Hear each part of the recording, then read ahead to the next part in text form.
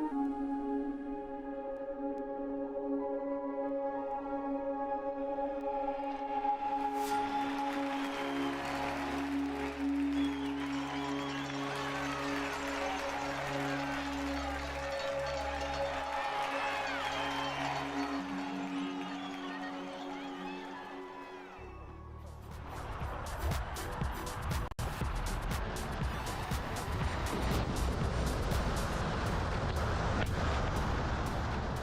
everyone, welcome back. It's day 6 here at the FIS Nordic Junior and U23 World Ski Championships here at the beautiful Whistler Olympic Park. Another gorgeous day. We've been watching the men and women's junior 10-kilometer freestyle individual start races. A fantastic day for racing. And I'm here with Max Thompson. I'm Billy DeMung, your co-host. Max, we're going to be announcing the jumping events today. It's going to be super exciting. Tell us what's going on. Yeah, no, it's a beautiful day at the Whistler Olympic Park. It's just above freezing. No new snow, no precipitation. It's going to be incredibly fair. We have the stage set for a great day of events. Yeah, it's going to be an exciting day and an amazing day to fly. Beautiful weather, like Max said, no wind at all. And let's go to that now. All right, folks, welcome. And right now we're watching some highlights from our women's ski jumping competition that just concluded. It was a great morning. You can see right there, really long jumps right off the gate. Very exciting, especially because Max, Canada had one of the favorites in this competition. Right now, here's Nika Previc of Slovenia, part of the Previc ski jumping dynasty from Slovenia. She had a couple of really long jumps. You can see really nice flat skis way down the hill. And that propelled her to a second place finish. And we are watching the last jump today from Ali Lutit, and she crushes this jump absolutely out of the park. Dominant win for Ali on home soil. That would be your first Canadian World Junior Champion in ski jumping since Steve Collins in 1980. All right, and we had a chance, our field reporter Tom caught up with her. 15 years ago, you watched ski jumping for your first time right here at this very venue. Now you come back and you take the World Junior Championship title. What does that mean to you? I mean, it's improving ski jumping in Canada one jump at a time. You know, we're such a small group, and, you know, to take home gold on home snow is just so special because, you know, potentially this could be the last time. It was really difficult for the Whistler Olympic Park and Black Tusk Nordic to get the funding to even have these facilities open. So I'm just so grateful for the sponsors who are able to support us. There's so many young athletes here watching you do this. I mean, this is Canada's first ever women's World Junior Championship. What kind of message do you hope that your performance today can show to them? I mean, no matter your situation, you can still come out on top. You know, I think my team has proved that again and again, no matter how much of an underdog you are. Although this time I wasn't the underdog, which was a new experience for me. But, you know, no matter like what your situation is, you know, I come from a team that has no hills, and so our only hill gets open for 2 weeks every 2 years. So, you know, being able to win on it is so special.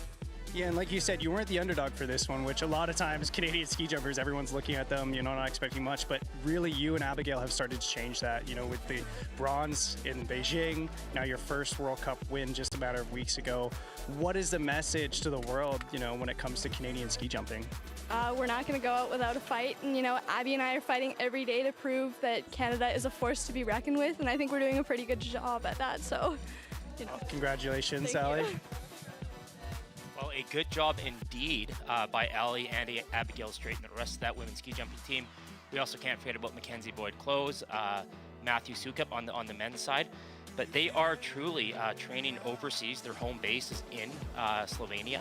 So what they're accomplishing is phenomenal. Keep in mind, Ali still has another year of eligibility as a junior.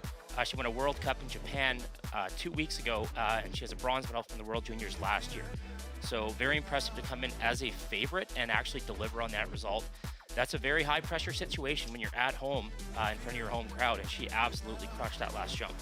Yeah, Max, I mean, it's got to mean so much to the sport in this country, obviously to the entire country. She's a world champion here at a home venue. And Max, you were her coach. I mean, just react. What's it like to have played a role in this amazing athlete's journey? Oh yeah, I was around when Ali first started when she was a kid, just going off the 10-meter ski jump, and to see that progression, it's phenomenal. It's so much fun to watch. And I mean that for the entire Canadian team. There's Ali and Mackenzie and Matthew and Abby, that rest of that group. It's amazing to see what they're doing, and seeing Ali at the top is unreal. Well, here we go. We're about to start our men's individual. Right, we're getting a look right now at the men's ski jumping start list. So you can see we've got a number of nations represented. It's pretty impressive now how many nations are competing in ski jumping. We have 54 athletes on our start list today. Some highlights for sure. We've got Tate France from the USA. He recently crossed over from Nordic Combined. He's going to be one to watch here. He's had some good results on the Continental Cup. And then Eric Belshaw, our second to last competitor, has done very well on the World Cup, including in the Four Hills Tourney, which is the World Cup circuit, really the biggest competitions outside of World Championships this year. So a couple of Americans with a chance today, which is really exciting. And obviously some other seasoned veterans, junior athletes. Viho Palisari from Finland there, rounding out the start list of 54 athletes. Yeah, and Billy, so when you're looking at a ski jumping competition, it's typically done in the reverse order of the expected results. The highest ranked athlete does compete last. All right, and as we await the beginning of this competition, we're going to go to our field reporter, Tom, who had a chance to catch up with Norman Lobb, who's been an incredible driver of the Legacy up here in Whistler. I'm here with Norm. Norm's part of the organizing committee for this event at Whistler. Norm, I know you probably put in a ton of work for this event. Take me through a bit about that. Oh, thanks, Tom. Yeah, we started, well, it really started with the 2010 Olympics and having this legacy venue. We've been talking about it for 12, 13 years that we'd like to host another World Championship level event here. And really 5 years ago, a steering committee was put together that found that it was feasible to to apply for the competition, and we did, and FIS awarded it to us 3 years ago. And we've been working, the organizing committee, building up to 300 plus volunteers to make this all come together. And I know you were in Overwiesenhall for the World Juniors there, where me and the team came second. How is that in watching the Canadian racers now? Well, that was so exciting. I was very fortunate to be invited there to be an observer of the World Juniors in Germany, and seeing you and the rest of the team win the silver there, super exciting. And then again to see many of those same athletes here at the U23 level competing again today. So it's really exciting to see the progression. Did that give you some inspiration and drive to make this event just that a little bit extra special in Canada? Yeah, absolutely. We really wanted to do a top-notch live stream production of this and make it TV quality. And thanks to our broadcast partners, Mesh, we think we're doing an amazing job doing that and showcasing the beautiful venue here at Whistler. It's truly a world-class place. Awesome. Thanks so much for your work. You're welcome.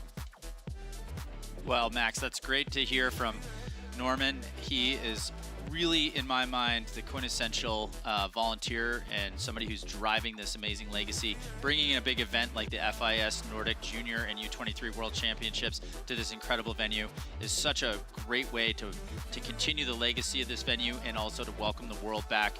And obviously, he's done a great job, as he mentioned, in helping provide a real event with TV broadcasts. It's really special to be a part of it. Oh, absolutely. Having the last major event here being the Olympics in 2010, seeing the World Juniors done so well is awesome. Yeah, it really is. I was part of a small part of the team that did this in Salt Lake City, another legacy venue, in 2017, and I know that the organizing committee here learned from our experience and has done a great job building off of it. So congratulations to all of the people involved in this effort, and huge thanks to all the volunteers who worked tirelessly to make an event of this scope happen. You can see now just a beautiful day, as we've talked about. There's very little wind on the hill. It's just a winter wonderland here in the Callahan Valley. Yeah, absolutely, Bill. It's a great day. It's going to be a very exciting competition. As we kind of prepare, Max, let's just talk a little bit about the features of this HS 104-meter hill. We'll see a little more information about that. But one of the things that I think is important to note is if you look at the in-run, you'll see it's a bullet ice track. And what that is actually the first generation of ice tracks. It's actually refrigerated snow. It's great. And here we go. We're going to be back here in just about a minute to watch some jumping.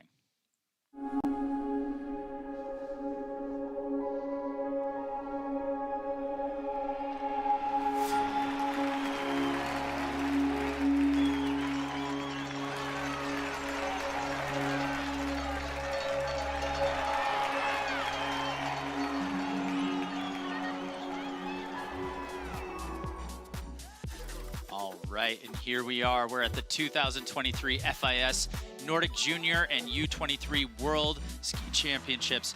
Absolutely fantastic weather, as you can see on our screen, hosting the world here with some of the top competitors in ski jumping, Nordic Combined, and of course cross-country skiing. It's been a great week so far. We're on day number 6 of 10. We're about to see the men's normal hill junior world individual title. It's going to be a really, really exciting competition here, and obviously just a fantastic venue. We're looking down this incredible ice track. It was one of the first refrigerated tracks utilized in Olympic competition. It's a huge accoutrement that allows this venue to be utilized in spite of inclement weather, which obviously today we don't have. We've got some weather coming up here as you look up at that amazing in-run.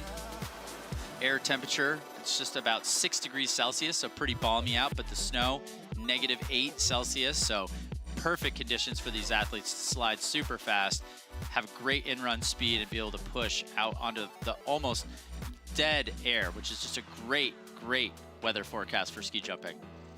I fully agree, Billy. And I'm pleased to be joined again by Billy DeMong, who is the defending Olympic champion from the large hill in 2010 in Vancouver in the Nordic Combined event. So yeah, we're really excited to call this for you today. Yeah, and you can see Max Thompson, my co-host. We were on the HS 104-meter hill. That's the longest designed, safely landed distance. The jury's going to be trying to control the speed to make sure that our best athletes have a chance to go about that far today. It's about a 90-meter in-run. We're seeing speeds of about 90 kilometers an hour on the takeoff. And these athletes are just doing a superb job of utilizing that ice track to just soar down this hill. It's incredible to be here again. Yes, it's a very competitive field today. There are 54 men competing today, representing 12 different nations.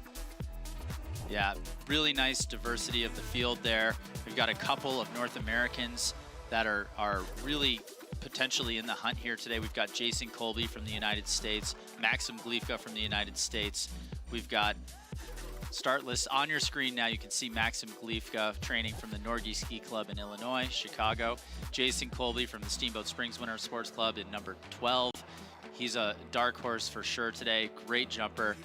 His uncle Casey competing in several Olympics for the United States of America.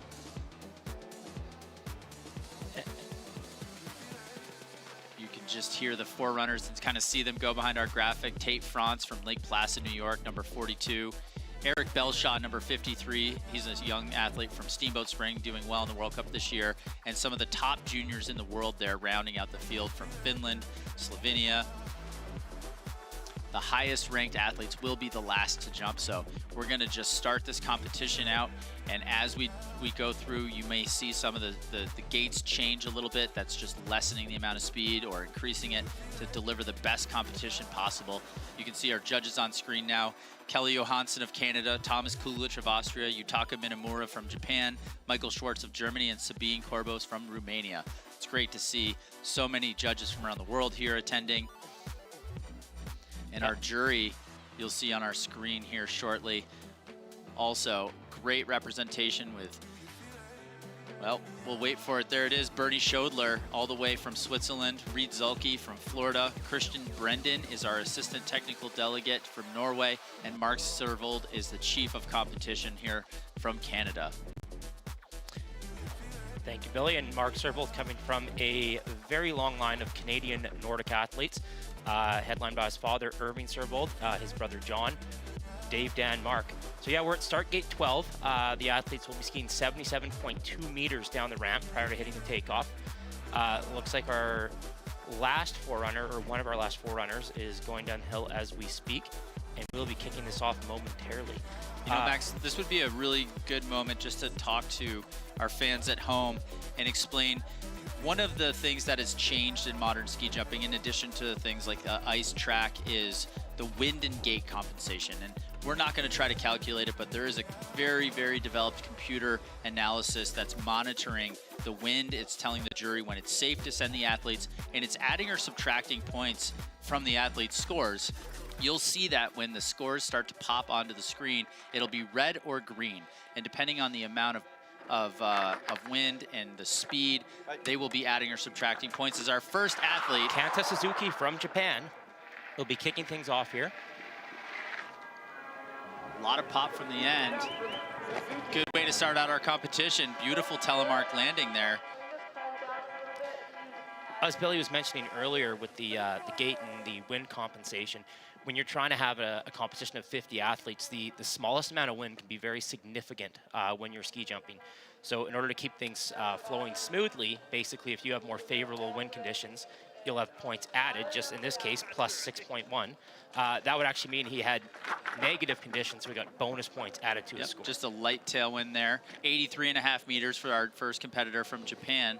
And here we go with our first competitor from the United States of America. This is Maxim Glifka from the Norge Ski Club.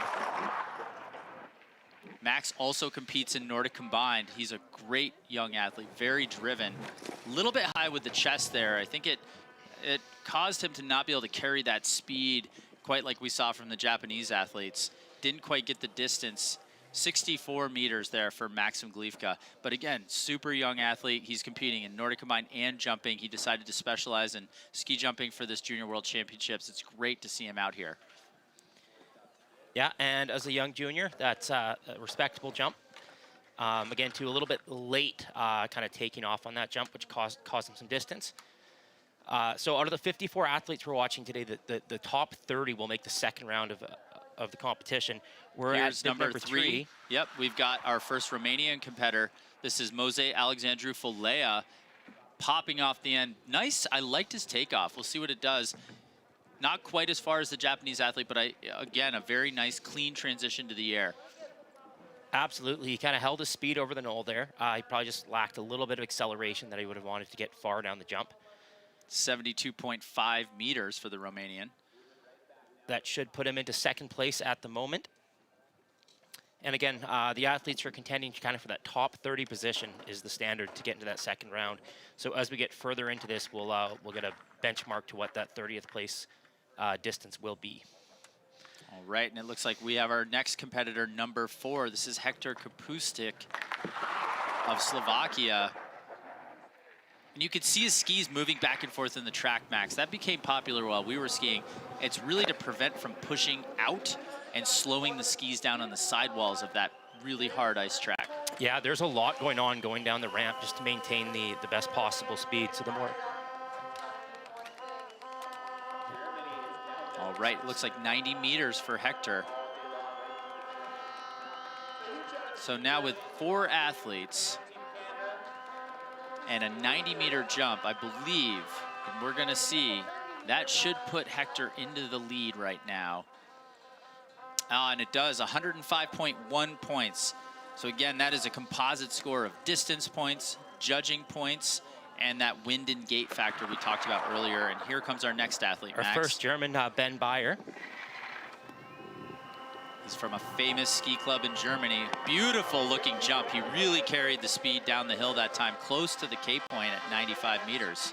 Yeah, and if we're starting to see jumps that long this early into the competition, I think we're gonna be in for some long rides today. And one of the tough, that's 92 meters for Ben. One of the tough things for this jury is trying to know what to do with speed. You have a lot of unknown athletes at the junior level. They haven't been on Continental Cup yet, or they haven't been many times. And a lot of them are peaking for this event here in Whistler. I mean, this is the World Championships. Absolutely, it is a lesser known field, so it is tougher to gauge that. It's not like the World Cup with established athletes with a reputation. So we're on to athlete number 6, our first athlete representing Kazakhstan, Ishlat Kadyrov. Yeah. Again, young athlete from Kazakhstan, one of his first competitions overseas. He's from Almaty Ski Club. Big success in ski jumping. That is a newer venue. It's been around for just over a decade. But you can see 62.5 meters. He also looked like he was a little bit late. Let's take a look at the replay. Yeah, a little late, a little up with the chest. And not able to carry it down the hill like some of the other competitors, like Ben Bayer in particular, who's now leading after 6 jumpers here at the Whistler Olympic Park. Yeah, we're on to our second Slovakian athlete, Eric Kapias.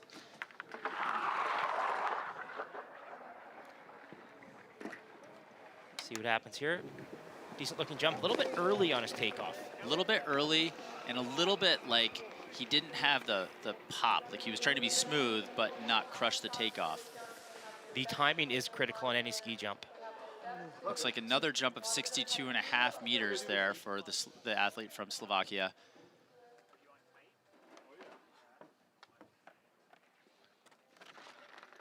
Nice telemark landing.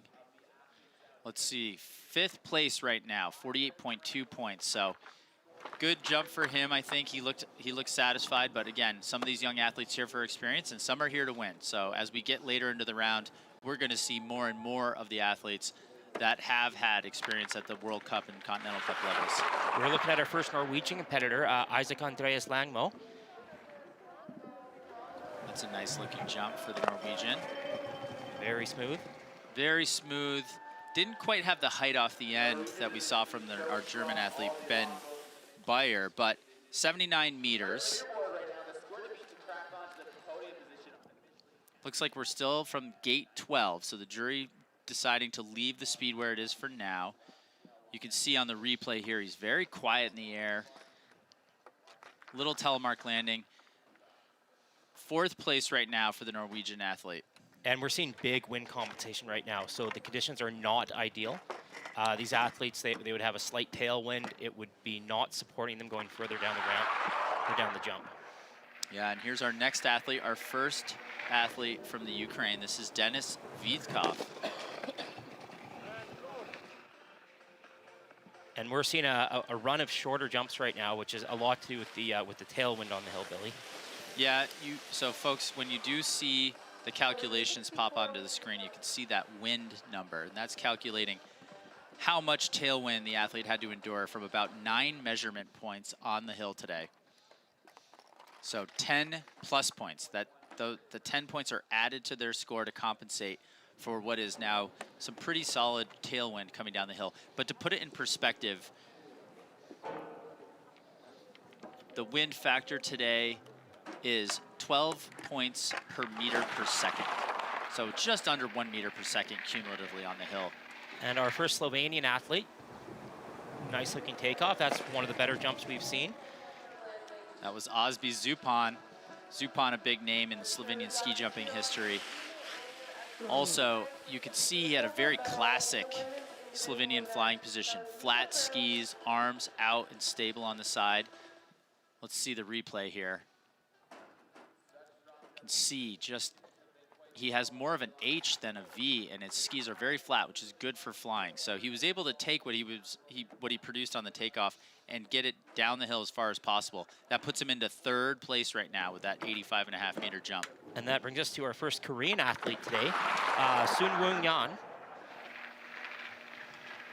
It's great to see athletes from Korea, the legacy of their Olympic Games in 2018 in Pyeongchang. Good solid looking jump for the Korean athlete. Let's take a look at that replay, hopefully. 78 meters.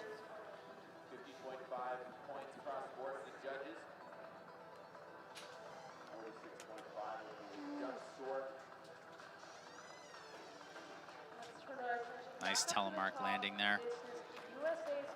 A little bit less tailwind calculated on that. So 6th place right now for the athlete from Korea. And here comes our next American athlete. This is Jason Colby from the Steamboat Springs Winter Sports Club.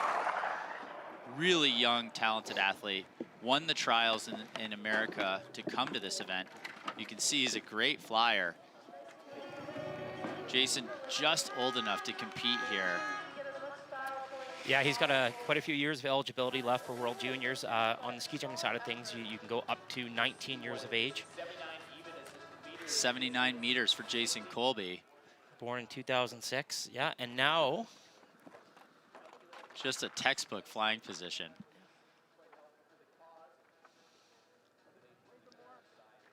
All right, 6th place right now for the American. And that brings us on to our 13th athlete out of the Ukraine, Mykola Smik. All right, another good-looking jump. I think that's one of our longer jumps we've seen, Max. It seems like the tailwind's trending toward less than it was a few athletes ago. And again, this is a 2-round competition. cumulative scores, but we're going to cut to the top 30 after this first round of competition. And then we'll do a reverse order for the second round, starting with the 30th placed athlete from the first round, working our way to the top placed athlete from this first round. And I'm happy to introduce our next athlete, would be the lone Canadian in the field, Tarek van Vieren, a member of the Altius Nordic Ski Club. This would be his first World Junior Championships. Tariq, I've enjoyed announcing him in some of the American competitions earlier this year.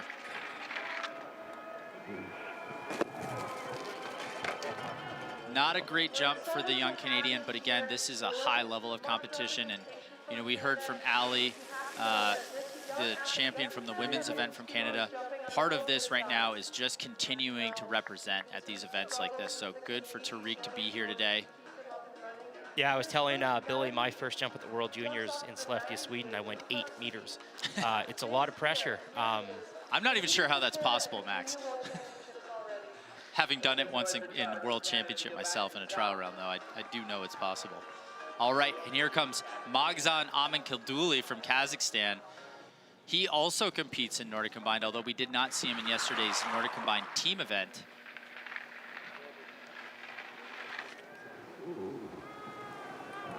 It was great to see, though, Kazakhstan having some success at the World University Games recently. Magzan part of that team. Again, it's great to see a country like Kazakhstan build a venue, start to welcome the world there, and then the offshoot is that over a decade they've developed a good international elite program with athletes like Magzan Aminkilduli. Yeah, you are correct, Billy, and that's something that takes a lot of time and a lot of effort.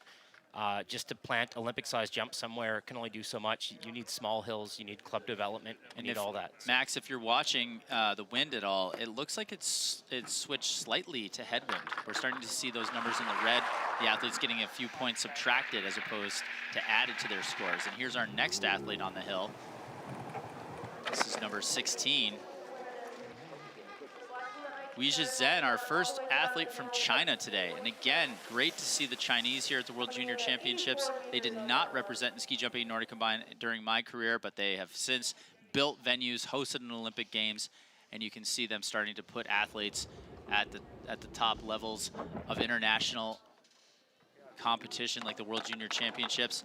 84 meters, so that's one of our better jumps. That's 6th place right now for the athlete from China. And we're starting to get to that point with a field of 54, seeing who might possibly make that top 30, which that will be right on the bubble. We're on to bib number 17, Ritsuda Sagiyuma from Japan. Japanese have always had a strong ski jump program. Man, he really dove onto those skis, very direct, a little bit different line than we've seen so far. Maybe a little too hard on the skis. He didn't quite carry what I thought he was going to do for distance. Yeah, a little rush to his skis on that one for sure. 82.5 meters. That should keep him in the top 10 for now.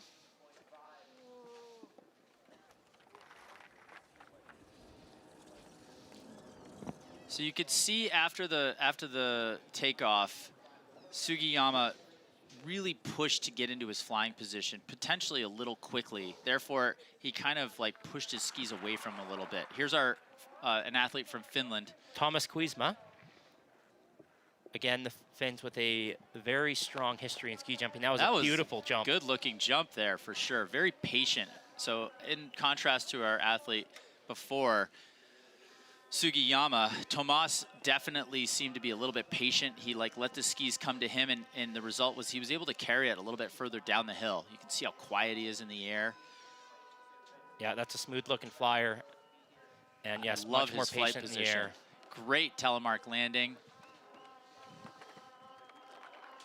A stoic response from the athlete from Finland. Tomas moves into 4th place right now.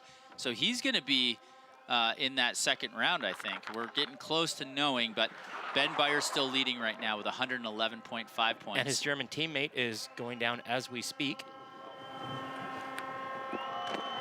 Another good-looking jump for Team Germany. That's Julian Fusi from Ski Club Ruppolding, one of my favorite hills in the world. Germany having a great championships on the ski jump so far, taking the team victory yesterday in Nordic Combined with Tristan Sommerfeld anchoring a fantastic relay to call. And you can see now Julian looking to unseat his teammate. It's going to be close, I think. Either way, Very similar distance to Ben Beyer. 93 meters, second place, less than a point behind his teammate from Germany. and it looks like the Germans are off to a very good start today. Next up is another Norwegian athlete, Martin Tonby Opshall. A little bit late, a little bit quick. Yeah, very direct line. His hips kind of came through a little bit. Solid looking jump for sure for the Norwegian.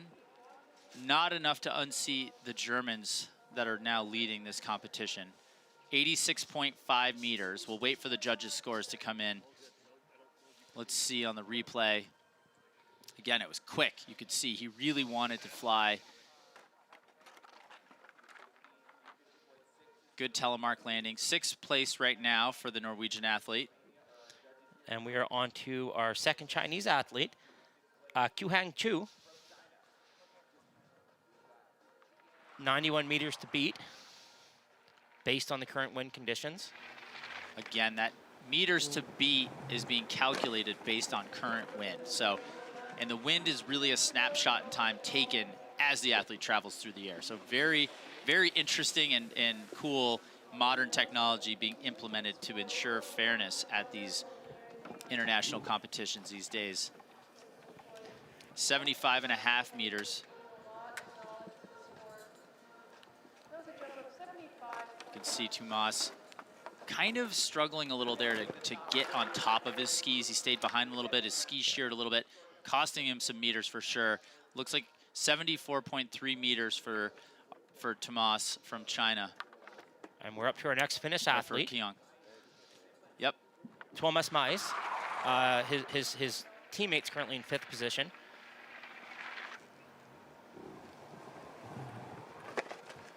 Good looking jump, a little bit quick to the skis, I think. Didn't quite carry it down the hill as far as his teammate, Tomas Kuisma. Yeah, 79.5 meters for the young Finn. We're starting to kind of see that picture of what's going to get you into the top 30. Again, that'll be on the bubble. Currently right in 10th now place. With 22 athletes gone, the two leaders, Ben Beyer and Julian Fusi from Germany, with 111 and 110 points. Now we have Richard Hansen Selbekk from Norway. You already have 2 athletes with decent jumps today. Oh, that was a very nice save. Very nice save. And let's talk about the judges for a minute. One of the biggest things the judges are judging is the landing, 89 meters. But if an athlete touches a hand or any part of their body to the snow, that's considered a fall, and that's a big deduction. But a slip like that, not so much. It does display a little bit of lack of control, but honestly, in this case, he did an incredible job, as you can see, staying on his feet, keeping his skis underneath him. He looks relieved, Richard from Norway. 4th place right now with that jump. And Billy, in my experience, some of those crashes after you landed are the toughest ones on your body. Absolutely. This is Masaki Nakamura from Tokai University in Sapporo. Good looking jump for the Japanese athlete. Yeah, there seems to be a pretty large group landing in that, 76 to 82 meter range.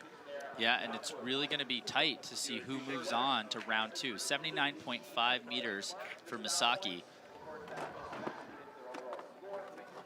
We are expecting to see jumps upwards of 104 meters today, as Billy described earlier. That's the hill size here in Whistler. We are on to our second Romanian. This is Mircea Stefan Gebescu.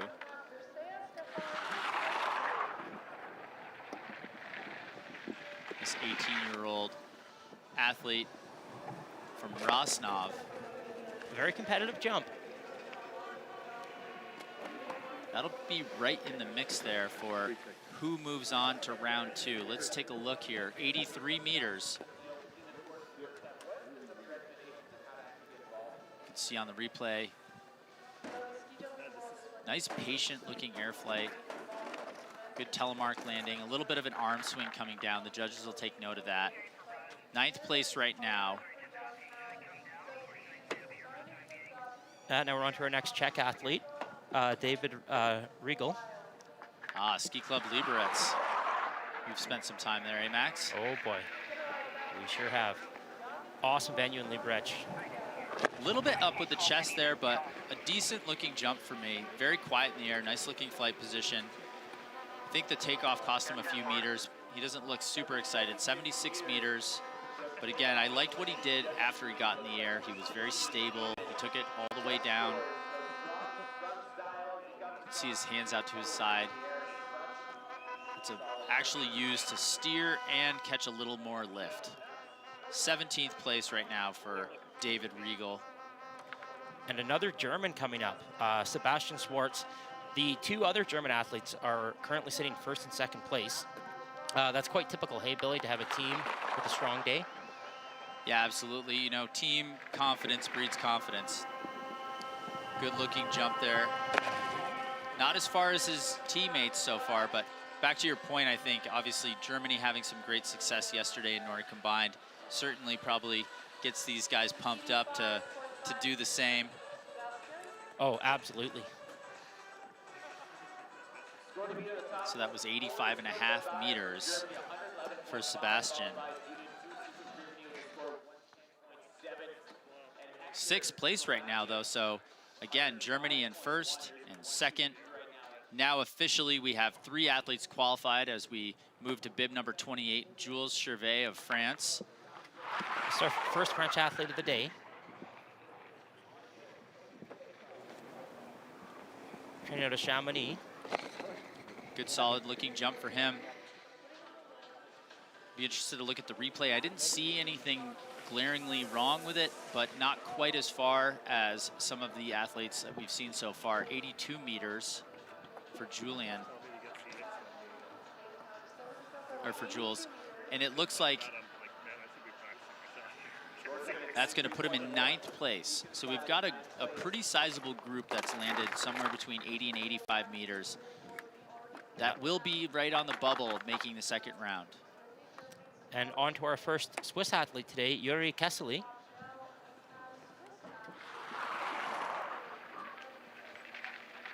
I love the head-on view. You can see there, he had almost a little uplift there midway through the flight, Max. That was cool. I thought he was going to come down closer to 80, but 87.5 meters for the Swiss athlete. Yeah, and really by today's standard of distance, that's fairly competitive. So that should easily keep him on that bubble for the top 30.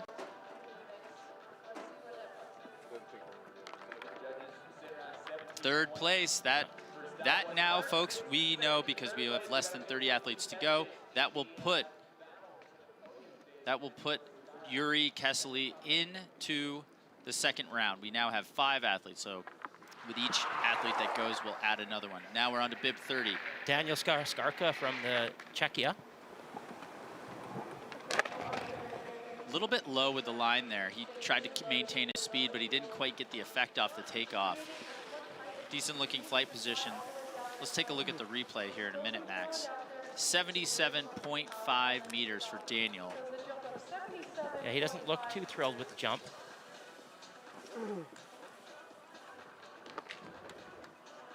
With the tailwind today, Billy, I am seeing a lot of athletes just a little quick to their skis, kind of hoping to lean on some air that's not there. Yeah. You can see 14 plus points. That signifies quite a bit of tailwind right now. So it must be just drifting from dead to, you know, reasonably strong tailwind right now. Again, these athletes being compensated by the wind gate system, so it really does tighten up the field and provides an element of fairness here for this outdoor sport. Here we have bib number 31, Max. Yeah, Kasper Tomasiak, and it looks like he might get pulled off the gate here. We haven't seen this yet today, but that means the conditions would be suboptimal at the moment. Nope, he gets the green light. Right at 45 seconds, folks. If you're watching the top left of your screen, it signifies a yellow light, which counts up to 45. If the wind does not come into the corridor during that 45 seconds, that's a great looking jump, by the way. The athlete will be pulled from the bar. They're allowed to reset and go back out. But let's focus on number 31 here, Kasper Tomasiak. 92.5 meters. That's a great jump. Really one of the longer jumps we've seen so far in this first round of the men's individual ski jumping competition. So quiet in the air. You could just see him laser focused on the landing. He brought it down, perfect telemark landing. Great jump, he takes the lead. Oh wow, what a great jump. What's more impressive too is he did that in suboptimal conditions. He had 15 points added. Absolutely, that was a fantastic jump. And our next athlete, Taj Eckert. Another Slovenian. You can see him try to climb onto the air there. He took it down there pretty far. Not quite the power from the takeoff that we saw from Casper. Still an 88-meter jump. That's definitely going to score well right now. You can see him with his shoulders wiggling a little bit, trying to get on top of the air and take this down the hill. He looks satisfied right now, 4th place, so he's earned himself a trip to the 2nd round. Now Stefan Umbacher from Austria. I believe, is this the first Austrian we've seen today? You might be right, Max. Oh, Really? interesting. That was a very interesting transition to the air. I want to definitely talk through this on the replay. You seem like he pushed on it a little bit, but he was able to stay on top of the wind. He goes 94 meters. That's one of our longest jumps so far. Yeah, he's getting slippery, isn't it? Yeah, you can see there, his right leg goes way out to the side, his left leg compensating. Yeah, he still got the distance out of it. And a little bit better wind now. Only plus 8.6. Second place right now in the standings for Umbacher. Stefan has got to be satisfied with that jump. Right now, he just trails by six points from Kasper Tomasiak. Here comes another Norwegian athlete. Johannes Ardal.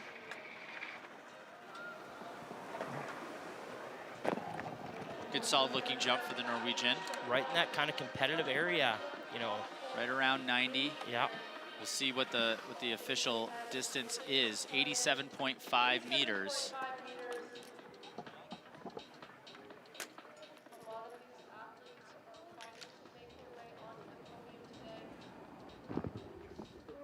Beautiful telemark landing. 9th place right now. So that, I believe, is going to put him into the 2nd round, and it does. Yeah, right on that bubble. And folks, I'm just doing a little math in my head. 54 minus the number of jumpers that have gone. So you we're can on see to on your screen right now, Kasper Tomasiak of Poland leading Stefan Umbacher of Austria, Ben Beyer of Germany and his teammate Julian Fusi from Germany, Taj Eckert of Slovenia, 6th place Yuri Keseli of Switzerland, and here we go on down the list. Now again, doing some calculations, we have 34 jumpers done, 20 to go. So anybody in the top 10 right now is going to the 2nd round. Looks like our top North American competitor right now in 23rd, Jason Colby of the United States. And there, Max Gleifka and Tariq Van Weerden of Canada. And we'll move on. This is number 31, but that is not. It was a replay. Yeah. All right. Yeah. Number 35 up next, Max. Lean Niederberger, representing Switzerland. Actually seen a lot of Swiss ski jumpers. Historically, Billy, when you and I competed together, they were always there, but it was seldom 4. Yeah, every nation does it a little differently, but a great looking jump there for Lean. You know, again, they don't have a lot of facilities, they don't have a ton of athletes, but they've had tremendous success, including, of course, Simone Amon, who won the Olympics here in Vancouver. Yep, correct. And Salt Lake City. Yeah, 4 individual gold medals for Simone Amon, a very impressive athlete. Him and Andreas Kudel were always really fun to watch. Yep. That was a good-looking jump for Leon. Now we're into athlete number 36, Louis Obersteiner, out of Austria. All right, folks, the Austrians having some good jumps already today. That's a good-looking jump right there. Just such a poised jump. You can just see how they lock into their flight position so efficiently. Something they definitely work on a lot. going to be a little bit shorter than some of our longest jumps, 92.5 meters for the Austrian, but let's take a look at the replay here. He's so smooth and just quiet in the air. You can see he's basically horizontal to our camera that's shooting straight on. Very efficient flight position, decent wind conditions. That will put him into 6th place right now, easily making the 2nd round. What about, let's see, our next athlete from Germany, Max? Yeah, number 37, Simone Steinbisser. Good solid jump for him as well. It looks like the wind conditions have improved, so we're going to start seeing some longer jumps, but they might not necessarily put them ahead of some of the athletes we saw earlier that were really fighting with tough conditions. 90.5 meters there for the athlete from Germany. Simone, very quiet in the air. I love the hands out to the side. It was not something that was as prevalent when I was competing, but obviously they've discovered that it's better in the air. 11th place right now. That'll put him into the 2nd round. Yeah, there's been a couple interesting changes I've seen in ski jumping over the years. One thing now, too, is you see a lot of athletes deliberately having shorter skis. It's determined that speed you can carry over the knoll is more valuable at the bottom of the hill. And our next athlete there, that's United Clemens from Poland. Beautiful, beautiful jump there. 94 meters, so another one of our longest jumps of the day. A couple other jumps right around that 94, 95 meter mark. See on the replay, very quiet. I like how he just gets on his skis and stays there. Nice, very textbook telemark landing. 3rd place right now for Clemens. Great jump. All right, and now we're on to an athlete from Kazakhstan, Spistoslav Nazarenko. We can expect kind of this late in the competition to see most of these athletes going fairly far. But again, it is the Junior World Championship, so not just a straight ranking from the World Cup we're dealing with. Looks like Nazarenko struggled a little bit there with the distance, 74.5 meters. Let's take a look at the replay here. Exposed the chest a little too much. Yeah, a little bit open. A little snappy with the knees, just too rushed, and tried to get everything out of it for sure. All right, 67.8 points will put him into 31st place as we move on to bib number 40. Yeah, our next Swiss skier, Yannick Wasser. I like his style with his helmet. Good solid jump there for him. That'll be right in that pack. Blowing out a little bit of nervous energy there. Ski jumping is a difficult sport, folks. You're up there at the top of the in-run alone. There's a lot of thoughts you're trying to push out of your head. You can see he's very, very eager. He's got his mouth wide open to catch all the wind. Nice telemark landing. Breathing a big sigh of relief there in the outrun. 10th place right now. That's good enough to put him in to the round of 30 to come. Yeah, now Sakano Asahi out of Japan.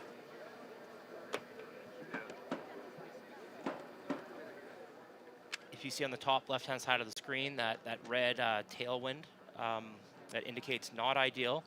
Okay right now. Again, not ideal. You can see the clock is ticking, 35 seconds. So if we go another 10 without a green light, they will reset and pull him off the bar. It's never fun as an athlete sitting on that bar, having to get pulled off or getting sent kind of right at the last second because you know it's not ideal conditions. Folks, I might have misspoke. It looks like the clock is going to continue to count up. See what the athlete sees there. They essentially go through a red, yellow, green phase. So 12 seconds of red. When that clock starts, the athlete basically knows they've got to get ready to climb onto the bar. As soon as the yellow light turns on after the red cycles, that's their time to get on the bar and then be ready to go. As soon as the wind aligns and the jury's ready, they'll get the green light. They have 10 seconds then to leave the bar. But again, the jury now, looking at the wind conditions, it was outside of the corridor, which is the amount of wind that was set for today's competition. Now the good news, folks, again with wind and gate, is they can actually change that corridor mid-competition by changing the gate. Correct, and it looks like at the moment they're staying at the same gate. And also, if I'm in Asahi's shoes right now, I am relieved because you do not want to be sent with strong tailwind. Even though you get extra points, the favorable wind is still a better place to be. And here we go. We got a look at our top 5 in speed, all 85.6 to 85.7 kilometers an hour. So you can see, not a super high speed, folks. Like, these athletes are good enough aircraft to be able to produce power and then fly with a very little amount of speed from the takeoff. And in fact, the best athletes in ski jumping will increase their airspeed significantly from the takeoff to the point of landing. And that is what helps allow them to fly down the hill. And here's our distance. We've got Embacher from Austria with 94 meters and Joniak of Poland tied for distance.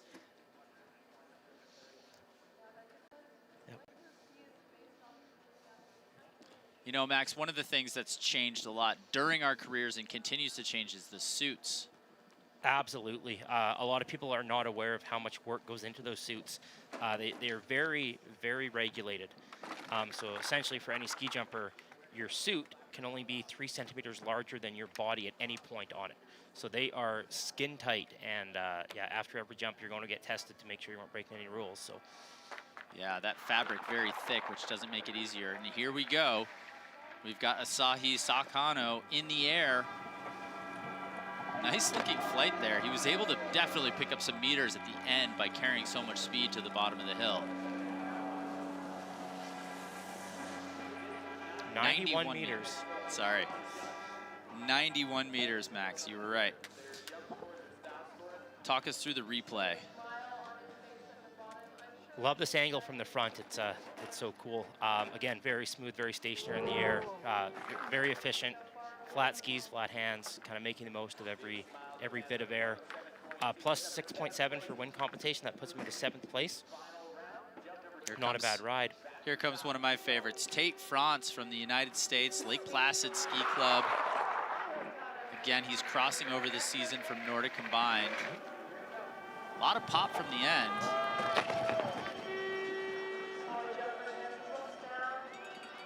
Now Tate doesn't look super happy with that jump, but it'll be somewhere, you know, in that mid 80 meter range, 80 meters. Let's take a look at the replay here. Again, he definitely pushed down the right direction, but it looks like his skis, he just struggled to really get locked into a flight position there. He does not look happy, but he should be. He's here at the Junior World Championships in Whistler, Canada. All right, moving on, we've got Marcin Robel of Poland. Poland, just a dynasty of ski jumping now over the last couple decades, has been one of the perennial top nations in the sport. You can see a beautiful flight position, kind of a very Polish flight position. The ski's a little bit narrower, more of a narrow H, but very flat. It's proven to be very effective. I'm guessing Poland has done some wind tunnel testing. There's 93.5. So again, longest jump so far, 94 meters. Marcin is very close to that distance right there. You can see as he climbs onto his skis, they actually stay fairly narrow and flat, which is good for flying. Yeah, that was a good looking jump. And you are correct. You see a lot of nations with similar techniques, and the Poles have a very distinct flying style. Well, 5th place for Marcin, and here we go. Our next athlete, Enzo Milesi of France. Good looking jump there. We're starting to see consistently further jumps later into this round. Everyone at least pushing that 90-meter mark. Yeah, with 10 athletes to go now, Max, we're into some of the athletes who have been out and competed more at the junior age. 91 meters for Enzo. You can see on the replay here, nice classic V-style. Trying to get every meter in a great telemark landing. The judges will love that. Absolutely. 10th place right now for the Frenchman. So we'll get a quick update here of the current standings. You can see Tomasiak Kasper from Poland, 92.5 meters though. with all the results in, is leading this first round of competition with just 10 athletes to go. Anyone currently sitting in the top 20 will be safely advancing to the final round.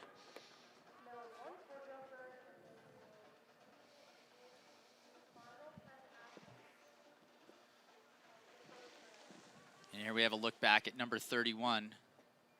Yeah, that was Kasper Tomasiak from Poland, your current leader.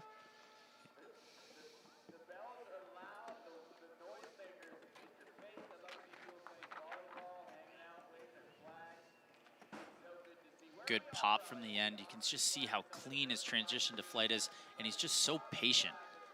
Not trying to push onto the skis, not trying to get on top of the air, just jumps into the flight position and carries it all the way down the hill. Finishes with a beautiful telemark landing. And here is Julian Schmid out of Austria, kicking things back off, leading off the last 10 jumpers of the first round of competition. And that's a beautiful looking jump. It's a beautiful jump. He looked like he came up with his chest a little bit, but what he didn't do is then chase his skis. He was able to carry a lot of speed there. 94 meters, tying our longest jumps of the day. This will be interesting. It really comes down to wind compensation.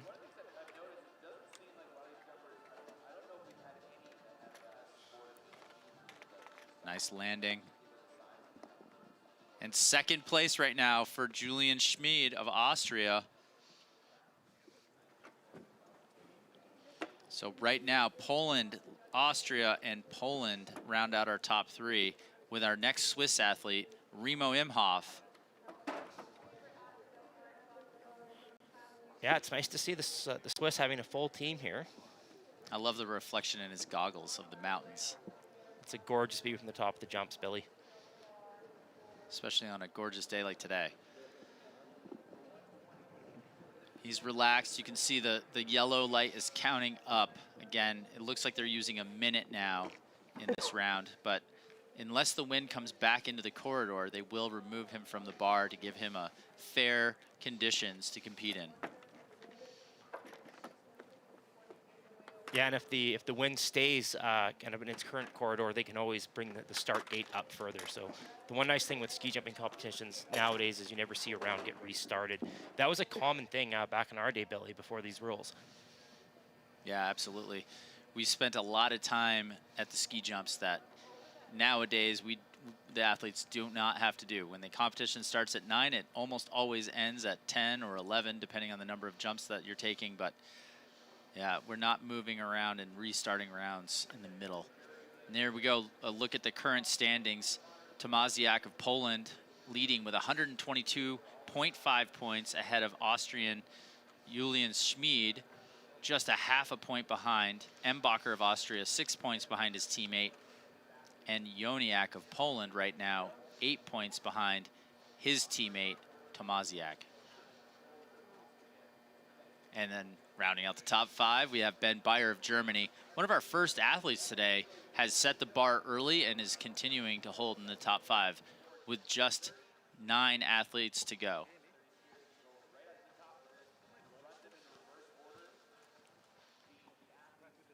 Billy, what was it like for you having to sit on top of the hill for a long time before your jumps? I always found it was hard. You kind of started overthinking things a little bit. Absolutely. I think the key was, as I became an older, more mature athlete, was just getting better at tuning out the things I couldn't control. Great advice, and hopefully this young man will be just fine after this delay. There will reach a point here, if it takes too long, where they'd send another forerunner down the jump, just to ensure the track stays clear of any snow or debris. There you go, looking at the speeds again. 85.7 seems to be the mark right now for fastest speed. Now you see a gate change. So again, this allows them to alter the corridor. It will not change the point system from the wind, but it does allow them to continue. If the wind conditions have changed from what we had in the first group of athletes, now it's something a little bit different. They're able to start over essentially with a new standard of wind. Again, we've gone up 1 start gate. That will give every athlete who comes from gate 13, not gate 12, 3.5 points. Correct. Or sorry, they will lose 3.5 points because they're going up a gate. But I love the graphics on our stream today, folks. Really, really informative. And here we go. You can see the yellow white starting to count up from 10 seconds. And he's already got a green. So our new corridor working out, Remo Imhoff on the in-run.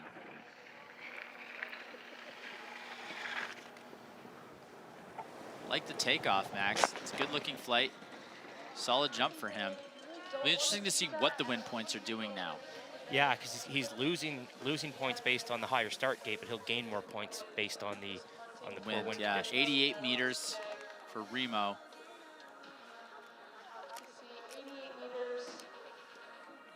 As you can see, he worked really hard for that, for every meter there. Earned every meter. Very patient. 16.7 plus points. So that's even factoring in that -3 from the increased gate. So we're dealing with more tailwind now at this point in the round as our next athlete, Jonas Schuster from Austria, takes the in-run. Oh, explosive takeoff. Good looking jump, very good looking. Again, folks, we've changed the playing field a little bit in that these athletes are going to lose a couple points for the additional start gate, but if they have additional tailwind, they'll gain some points back. So 90.5 meters, a really good jump right now based on the wind conditions that I think are out there. And let's see.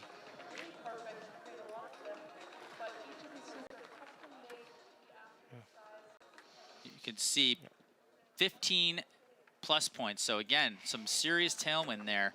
That's a good enough jump though with just 90 meters to put Jonas Schuster into third right now. And now on to our final Finnish athlete, Vilo Polisari.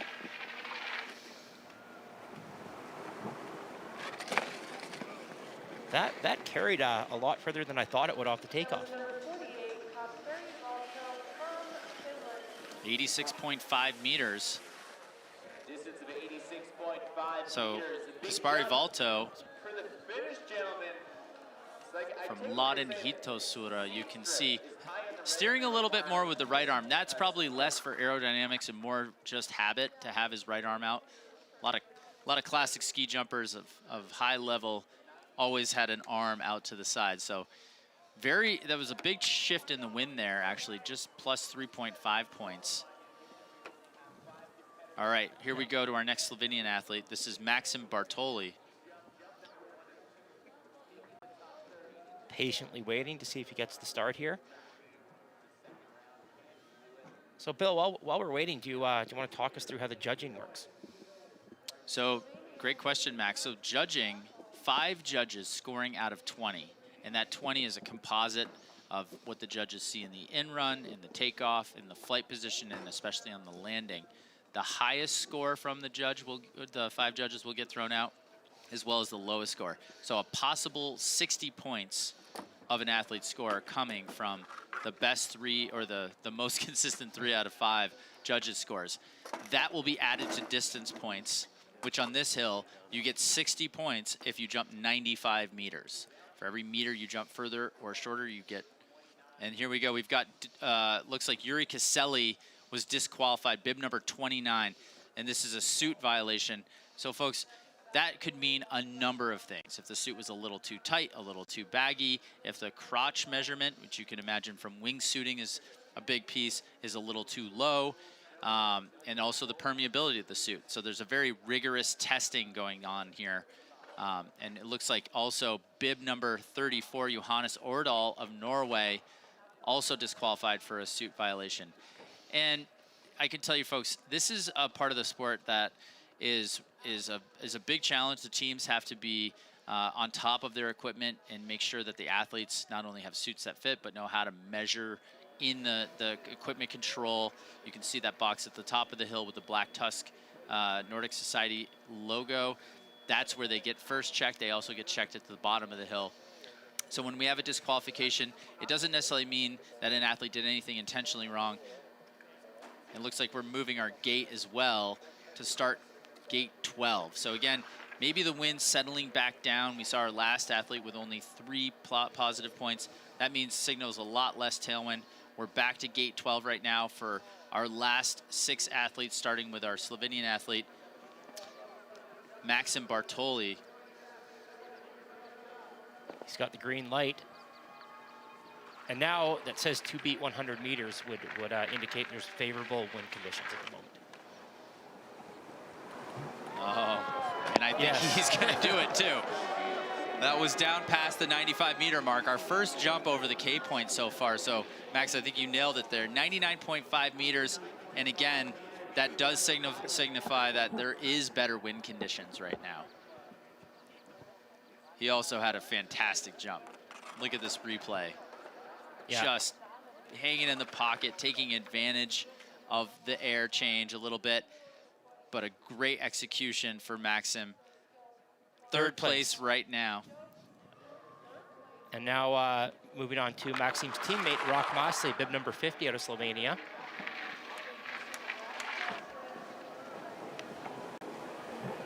He's a flyer too. That's another jump right close to the 95-meter mark, maybe just short. Again, back to start gate 12, so they will not get the -3 points that we saw a few athletes get from the higher gate 13. 94 meters. This should position him pretty well.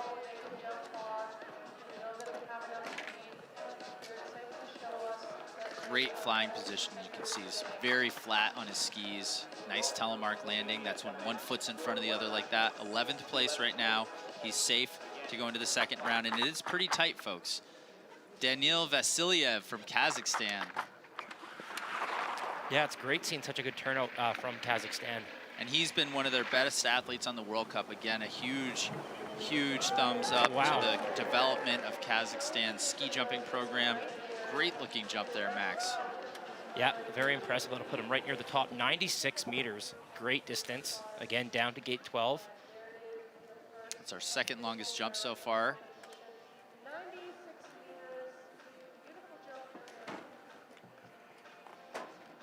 Love his flight position. Super flat skis. Yeah, that's 4th place. Be very pleased with that. That'll set him up for a potential podium in the second round of competition. Our final Polish athlete, Jan Habdas.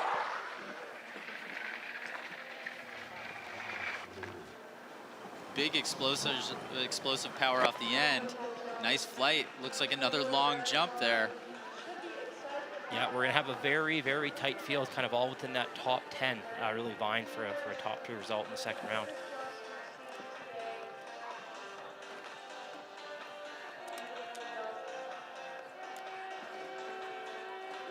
Yeah, so we're looking at this long jump here, again from Daniel, or sorry, from Jan.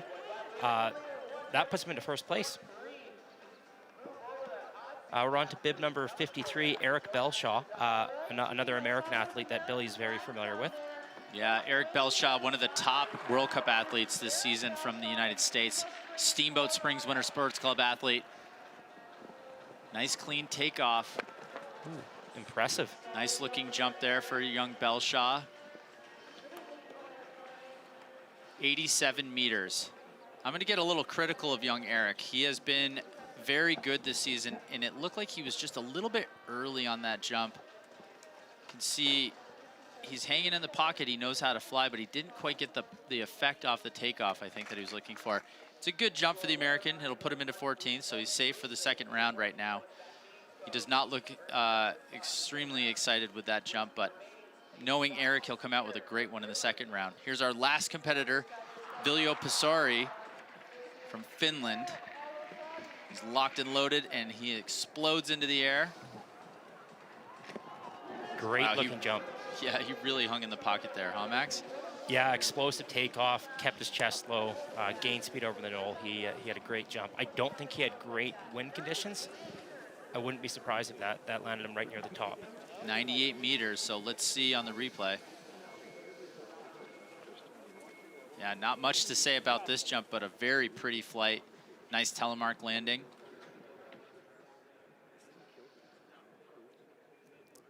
First place. Yeah, wow, you were what right, a great Max. jump for Vilo. Yeah, it'll set himself up for a potential podium in the second round of competition. So now that we've concluded the first round of jumping, our field is from 54 down to 30. So the top 30 athletes will compete in the second round. Here's a look now at the standings. Vilho Pasari, our last athlete wearing bib number 54, in the lead right now. Just a point ahead of Jan Habdas of Poland and his teammate Kasper Tomaziak. Julian Schmidt from Austria in fourth. But you can see here, the top 20 separated by 22 points. So a lot of room for things to move around. Our American athlete, Eric Belshaw, in 15th right now, 18 points behind. Folks, a lot of things are going to happen in this second round.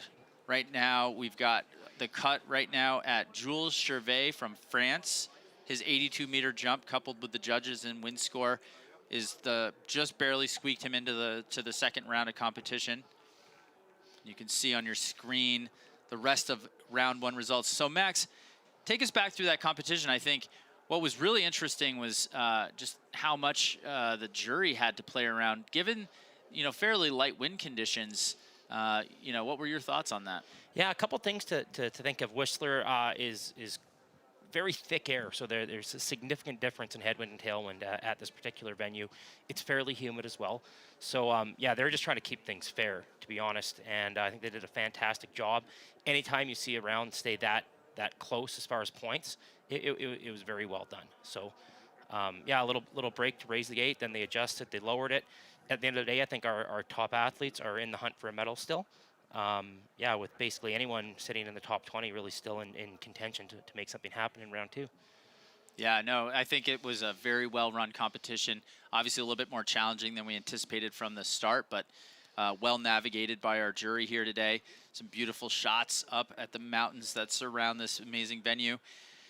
Max, one of the things that we're also working out over the week here is this incredible Mark Hodler trophy. So Mark Hodler really was one of the backbones of international skiing. He was the president of the International Ski Federation for many, many years, 47 to be exact.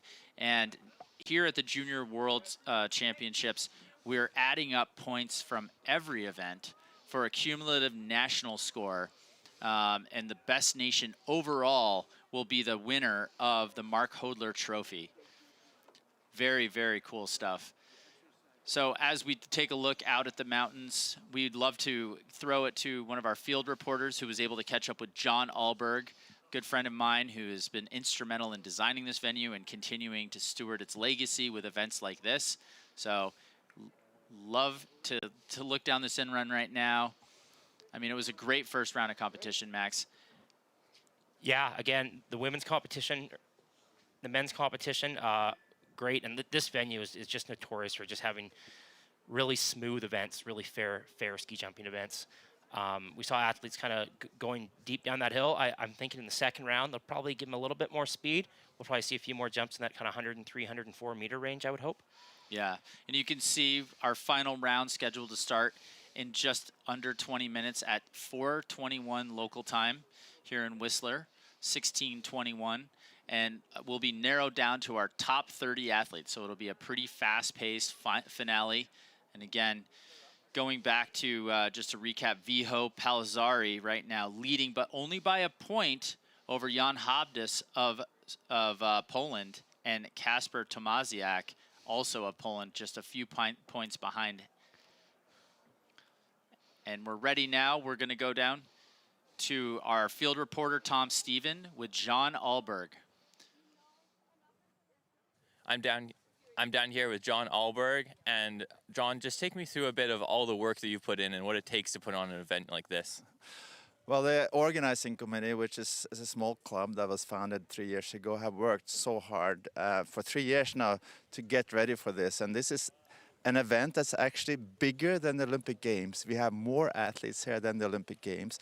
So we have to deal with full service from when they land at the airport to when they come to this track, do their competition and head back. So imagine there's a lot of work for the games. We had 200-300 staff. Today we have 2 staff and volunteers doing the same job. That must have been a lot of work for you personally to organize this. Is it exciting though to see all these athletes back in Whistler and just like they returned from the Olympics? Yeah, of course, and what's really exciting here, these are young athletes upcoming, and this is what legacy is about. You know, this is one of the best legacies from the 2010 Games. we've introduced Nordic skiing to this community. There's athletes programs, there's kids programs, and it's so nice to come back here and see what's going on, how the sport has grown in this area. Yeah, the sport has definitely grown. It's going to be exciting to see these athletes eventually come, maybe not back here, but race the Olympics and see it come full circle. I've raced the courses here, and I know you also did the course design. What inspired you to do that? And I know it's like some pretty hard and fun courses, so take me a bit through that. Yeah, I've designed a lot of courses at this level, and that's my love and hobby. That's what I got into in the beginning, and then it grew and grew, and now I'm in charge of pretty much everything. But we started here basically with nothing. This was a huge, thick forest. I had to ski in 10 kilometers from the highway to begin finding out how to lay this out. It's the biggest, toughest project I've ever done, and then it came together and is seeing how it works still after 13 years after the games. The courses are exactly the same as we had then, so it's just so nice to see what's going on here. That's amazing. And how long did it take you to make this whole venue and for it to come together like you wanted it to? Well, I spent 2 summers here, more or less all summers, me and the bears and the wilderness, often by myself for days and weeks. And then little by little, we got trails built, we got roads built, we got a team, a construction team. And it was so much work. And but of course, in the end, it's all worth it. Yeah, well, I'm sure the athletes really appreciate all the work you put in. So thank you. Back to you guys. All right, well, that's great to catch up with John Ahlberg. Big thanks to Tom Steven there for spending some time interviewing all these amazing people, and huge congratulations to John Ahlberg on what an incredible venue he was able to design, and also the legacy he continues to promote with events like this FIS Nordic Junior and U23 World Ski Championship.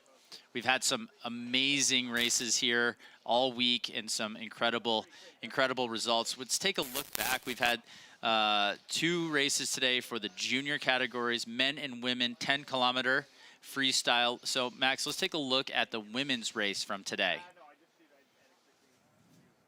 All right.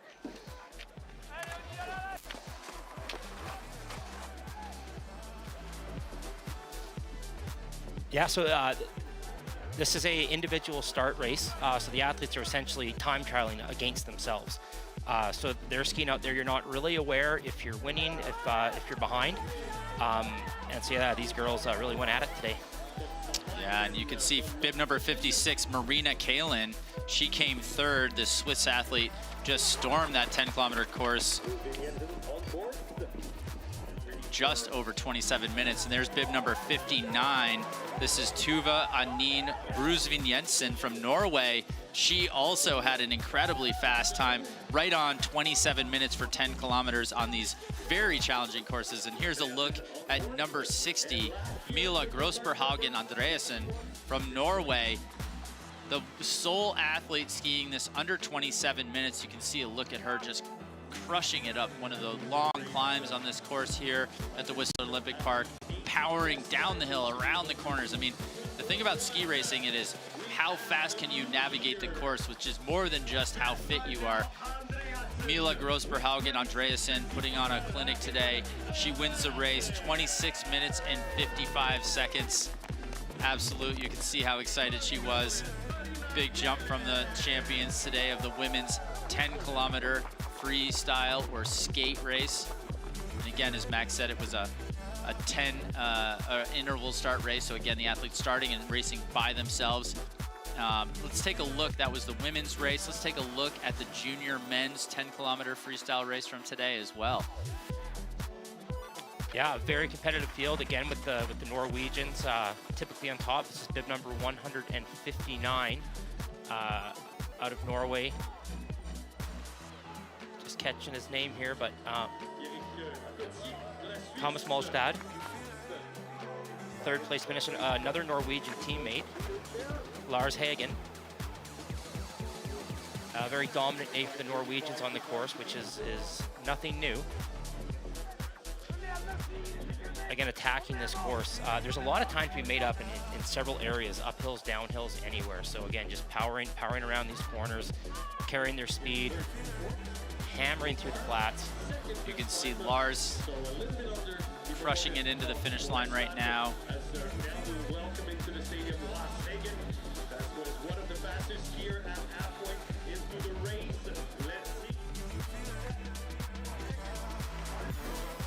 One of the hardest things about this individual start racing is knowing where you are at while you're racing. Here's the winner from today's race, number 174, Nico Antola of Finland. And so one of the advantages to having a later bib number like 174 is you get information before you start, and while you're on course, you're getting real-time splits to the racers ahead of you. And you know then if you have to push a little harder, but of course all these racers really going to their absolute max. You can see him here coming into the finish line. He must have known that he had it then. Yeah. Great job from Nico Antola taking the victory here for Finland today. It's great to see also the Finns on the top of the podium at the Junior World Ski Championships. All right. Yep, and we've again, Max, great racing, great results all week.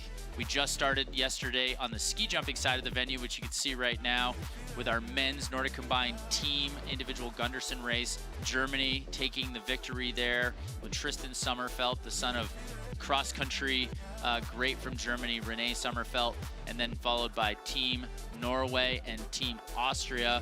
And then today we are now in the middle of our first men's individual competition on the ski jump. It's been a fantastic first round. You can see the wind flags. That is not the device they're using to measure the wind compensation right now, but it does give the coaches and the spectators a look at what's happening on the hill. Again, our second round of 30 will start at 4:21, 16:21 local time here in Whistler. Currently about 9 minutes from now. It's going to be an exciting and fast-paced final round of 30. So again, the top 30 athletes from our first round will be put into reverse order. So the athlete that jumped to 30th place will start first, and then we'll be working our way toward our leader from the first round. Yeah, Vilo Polisario out of Finland. This will be a very competitive second round of competition. And we do have a lot of different nations contending as well at the moment. We have 3 athletes from Poland sitting in the top, 4 athletes from Poland sitting in the top 10. It's a very strong team they brought out. Again, Vilo Palisari from Finland currently sitting in the lead. We have an athlete from Kazakhstan, Daniel Vasiliev, sitting in 5th place. An Austrian, Julian Schmid, sitting in 4th, and 2 teammates in 6th and 7th. That's Jonas Schuster and Stefan Embacher. So it'll be competitive on an individual level and competitive as far as the nations go as well. Yeah, no, it's going to be an exciting final round here at the Whistler Olympic Park. Again, the wind played a bit of a factor in the jury's decisions, but thanks to the modern technology that we're utilizing here at the 2023 FIS Junior and U23 Nordic World Ski Championships, the jury was able to compensate with some gate changes to make a just really fair and fun first round for the men's ski jumping event that we just watched, as we get ready in just 8 minutes to start our final round of 30. You can see a look now, Max. This is one of the first ice tracks that we've ever utilized here at the Olympic Games, and it's actually refrigerated underneath that ice track. So, and yeah, sorry, I've seen an old friend walking around here. Steve Collins was a former Canadian ski jumper, one of the most successful Canadian ski jumpers of all time. He's with field reporter Nathaniel Ma. Steve Collins. Now, Steve, you're a former World Junior champion yourself, and obviously, you know, written yourself into the Canadian Ski Jumping Hall of Fame. What's it like to see ski jumping at this level return to Canadian soil? Oh, it's just remarkable. Like, I think John Heilig put a lot of effort in putting his heart and soul into the sport of ski jumping and kept this legacy rolling with the keeping the jumps here and getting this competition. You know, it takes a lot of work to put on a big event like this, and they really did a great job. You know, we just got to see Alexandria Lucic win the Junior World Championships title. What is that like for you? I mean, as a former champion yourself, does it bring back a lot of emotions? And what does that kind of mean for Canadian ski jumping? You know what? This is big. I don't know if a lot of people understand how much this means for the sport of ski jumping, because ski jumping is dying in Canada because we only have this hill, and we got to get hills on the roll and develop kids and start programs and make an effort that because we can produce top athletes, and we've shown that with her. Well, I mean, between Alexandria winning today and her first maiden World Cup victory a few weeks ago, followed by Abigail Strait, I mean, there's so much potential in Canadian ski jumping right now. So like you said, like having that momentum, keeping that going and gaining some support is going to be crucial. Not only is Alexandria representing Canada today, but as a member of the Gwech'in tribe, she's also representing Indigenous people. You as yourself, an Indigenous person, you know, what does that mean for them to see her standing on the top side of the podium? Like it's by far the biggest thing for Indigenous people around the sport, in any sport, and in Canada, and you know, just to produce results like that is incredible. We just got to keep rolling and keep programs rolling in our community and our First Nations, and make this happen, because we can't lose a dream where, you know, that fall in the distance where you're going to lose kids that really got potential to be athletes. Yeah, I mean, a historic day for us. We've got one more round of the men's ski jumping to watch. And thanks so much, Steve. It's been great talking to you. Awesome, great. I'm so proud of her. It's been awesome. All right. Well, it's great to have Nathaniel Ma out there, and to be able to chat with Steve Collins. You know, he's a great of Canadian ski jumping. Max, I'm sure he was one of your heroes as an upcoming athlete in Canada. What was it like to listen to him, and tell us a little bit more? Well, that was so cool, Billy. Seeing Steve Collins, chatting with Nathaniel Ma, actually two former fantastic ski jumping athletes. Again, Nathaniel Ma was actually part of the 2012 Youth Olympics bronze medal team event, along with Dusty Cork and Taylor Henrik. Steve Collins, 1980 World Junior Ski Champion, also a winner on the World Cup as well. They paved the way for ski jumping and Nordic combined in Canada. So. Yeah, and it's got to be really amazing for him to be here at these Nordic Junior World Ski Championships and to see Canadian athlete Alex take home a decisive victory. Huge emotions, and kind of the theme of our show today, a little bit talking about the legacy of this Olympic park, and also the future for Canadian ski jumping and Nordic combined. It's been a rough couple of years, but some of the best success in history has come as a result. It's great to see folks like yourself and some of our other friends and alumni of the sport stepping in to host events and continue to recruit kids. So let's go back, Max. We're going to be announcing our second round in just a few minutes. Again, we're going to be in our reverse order of the top 30. Let's take a look at the leader from the first round one more time. Yeah, so this is our athlete out of Finland. Vilo Palisari, bib number 54, current leader of the competition. Great looking jump, again, later in the round, tough wind conditions, multiple gate changes, and he kind of powered through that mentally and laid down a fantastic jump. I just loved how he came off the takeoff and just sort of patiently climbed onto his skis. You could see how he didn't move around at all in the air, and he carried that jump so elegantly down the hill. Yeah, no, gorgeous, smooth looking jump. So yeah, that's kind of your benchmark for round two coming up here. Yeah, so you can see right now, looking down that beautiful ice track in run here at Whistler Olympic Park, the clock is counting 1, and we're going to get a look here. F1, our first four jumper. We're going to send a couple four jumpers just to make sure, like you said, Max, that we've got the track cleared out and ready for our competitors here for the second round of competition for the men's individual ski jumping event here at the 2023 FIS Nordic Junior and U23 World Ski Championships. Absolutely, yeah. Probably expect somewhere between 3 and 5 forerunners, and then they'll be kicking things off right away. So we're about a minute away from the start of round number 2. And again, I have to reflect on how historic Alexandria's ski jump was this morning, taking home gold in the women's World Junior Championships normal hill event. What do you think of that, Billy?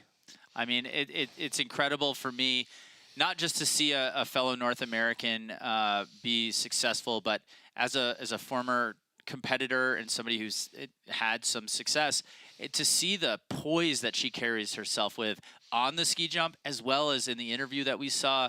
I mean, she's obviously very, very mature. She's focused on the legacy that she's going to leave and the future of the sport.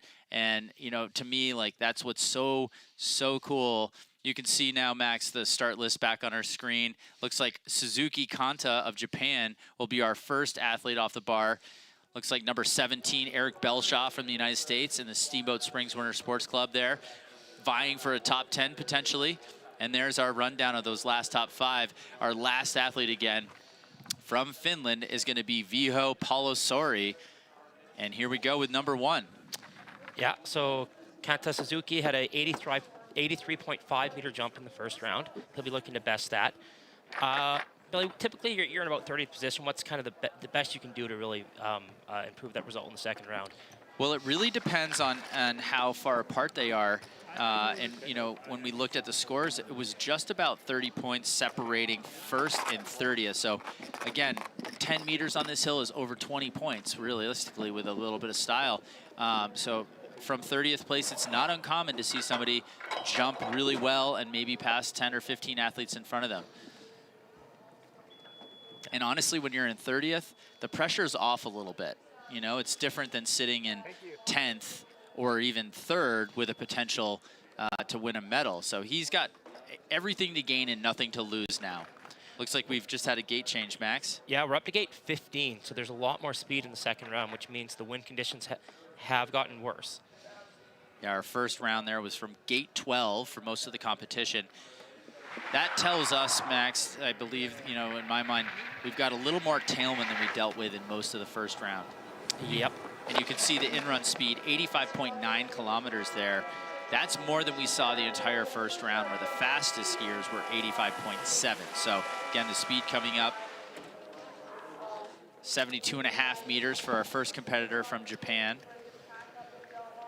That's one thing for those new to watching ski jumping is you're trying to go as far as you can with the least amount of velocity. So when the start gate goes up, it means there's not great wind coming from behind.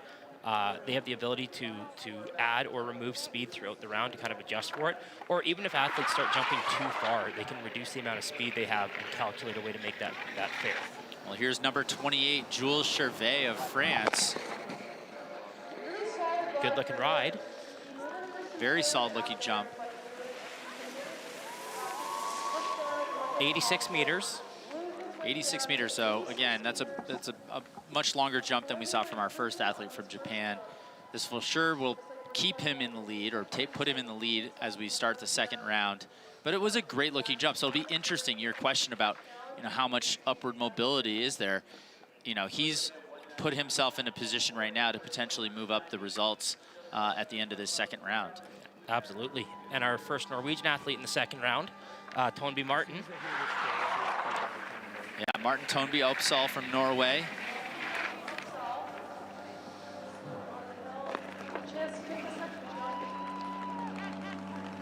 Doesn't look super happy with that jump. I want to take a look at the replay there.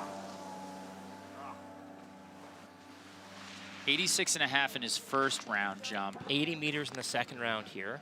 It looks like we are seeing some shorter jumps. The jury might make an adjustment. They may not, but they typically do a pretty good job of getting those athletes kind of close to that hill size.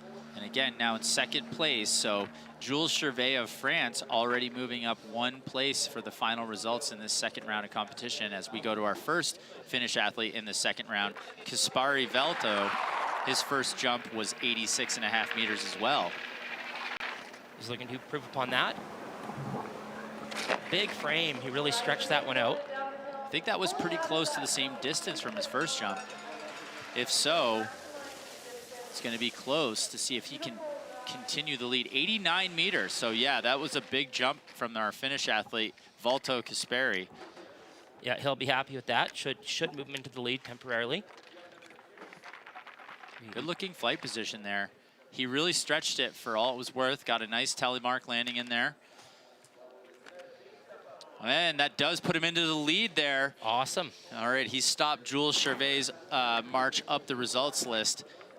Niederberger of Switzerland looking to improve upon his first round jump and surpass 89 meters to take the lead right now. It's going to be very close to Kasperi Valto's distance, 83 meters. You can see here in the replay, it was a good looking jump, but you can see him moving his hands. It's like he's trying to feel a little bit more wind. He's looking for something. Yeah, it looks like the meters are tough to come by right now. Just tough conditions on the hill. And that's going to put him into second place right now. Lean Niederberger from Switzerland, trailing Kasperi Valto of Finland as our next Finnish athlete, Tomas Kuisma. Kuisma had a really nice looking 89-meter first jump. And he'll need to do about the same to keep pace in the second round. His skis kind of came under him a little bit. It looked like he was a bit late, but took it pretty far down the hill. That's going to be close.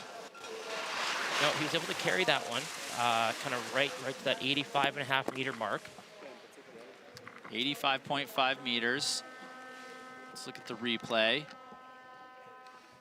Again, his skis kind of came up just a hitch right off the end, and then he was able to get on in a nice flight position, but I think he lost just a little bit of speed there right on the takeoff, but it's good enough to put him in second right now.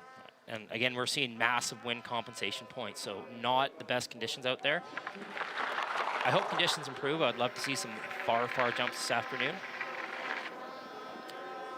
Well, the best jumpers tend to make their own wind a little bit. All right, that's Sebastian Schwartz, our first German competitor here in the second round. His first round jump, 85.5 meters. He betters that, 88.5 meters. The body language would indicate he's not thrilled, but first place, very impressive jump. And that solidifies a great result for the young German. Yeah, sometimes the athletes put a lot of stake in how far they go, not knowing the wind conditions. So again, first place for Sebastian Schwartz, overtaking the lead from Kasperi Valto, as bib number 10, Ozbi Zupan from Slovenia, is on the bar and has the green light. You can see that 2 beat distance is kind of been going down, so it's tough flying out there, but good looking jump. Very nice looking jump. That'll be close to contention for the lead right now.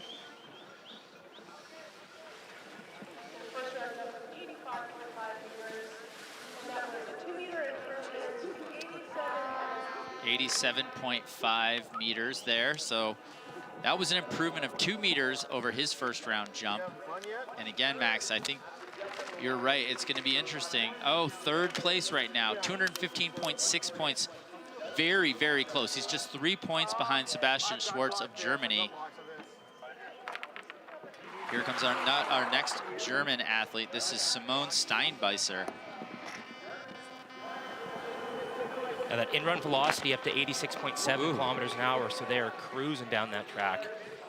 That was a pretty long jump. 90.5 in his first jump. 88.5.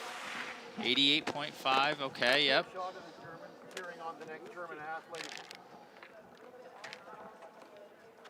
See, he's very clean in the air, very patient. Nice telemark landing, and then he kind of bobbled there, so might have cost him a couple judging points. You can see 16s instead of 17s. Yeah, and that's a big distinguisher kind of when the competitions are this close. That landing is very important. And that's good enough to put him into fourth place, about 7 points behind his teammate, Sebastian Schwartz. And we're on to our next Norwegian, Richard Hansen Selbekk. Richard looking to have to go about 91, 92 meters to take over the lead. He had a first round jump of 88.5 meters. Yep, and you can see the wind in our infographic on the top left of the screen showing a little red. It means it's outside of the corridor one way or the other. The clock counting up. Oh, he gets a green light though, so again, the wind ducking back inside the corridor. That means it's safe and fair for this athlete to go.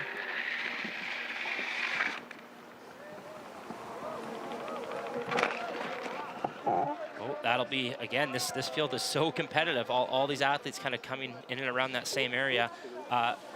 as you recall, Richard had a close call to crashing in the first round, and something happened there again. I think there's something going on with his right ski. You'll see when he lands this jump, he kind of lost control a little bit as well, too. Yeah, you can see his tails are actually overlapping right when he lands, so makes it a little bit harder on the landing. 5th place right now. 5th place for the Norwegian Richard. As Yannick Wasser of Switzerland, our next athlete to go. Ooh, that's gonna be, so again, these athletes having points in hand from the first jump over the athletes preceding them. We're going in reverse order, so the longer, or the further into the second round, the less these athletes need to overtake the leaders from behind them. You can see big, wide open mouth trying to catch the air. You can see his hands out. Good looking flight, right around 86 meters again, so that puts him into 4th place right now. And this is going to be a very close competition. Again, our Slovakian, Hector Kaputsky.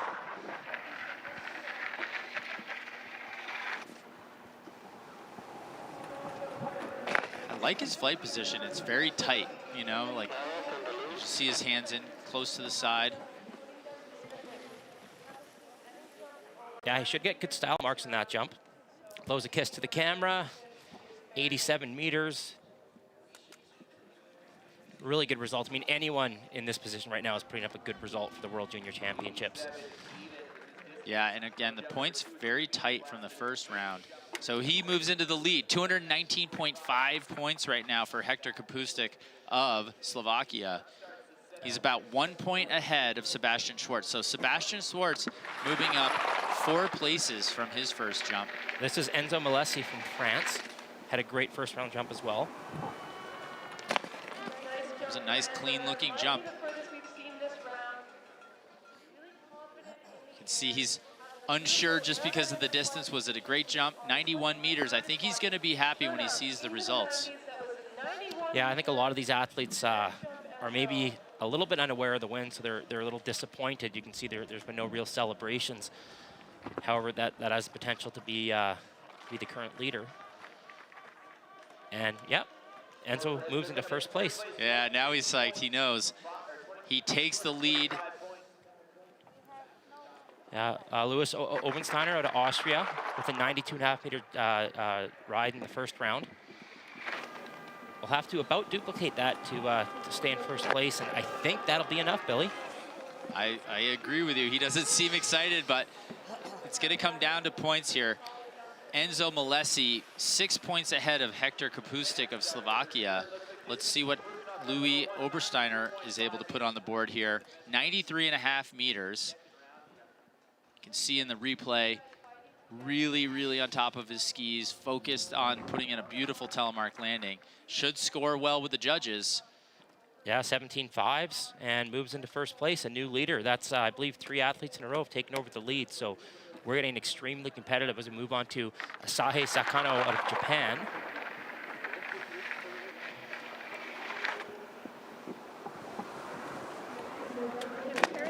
Oh, and he takes that one deep as well, Billy. That's going to be close to 1st place. That was a beautiful looking jump for the Japanese skier. 96.5 meters. That's the longest jump of the 2nd round.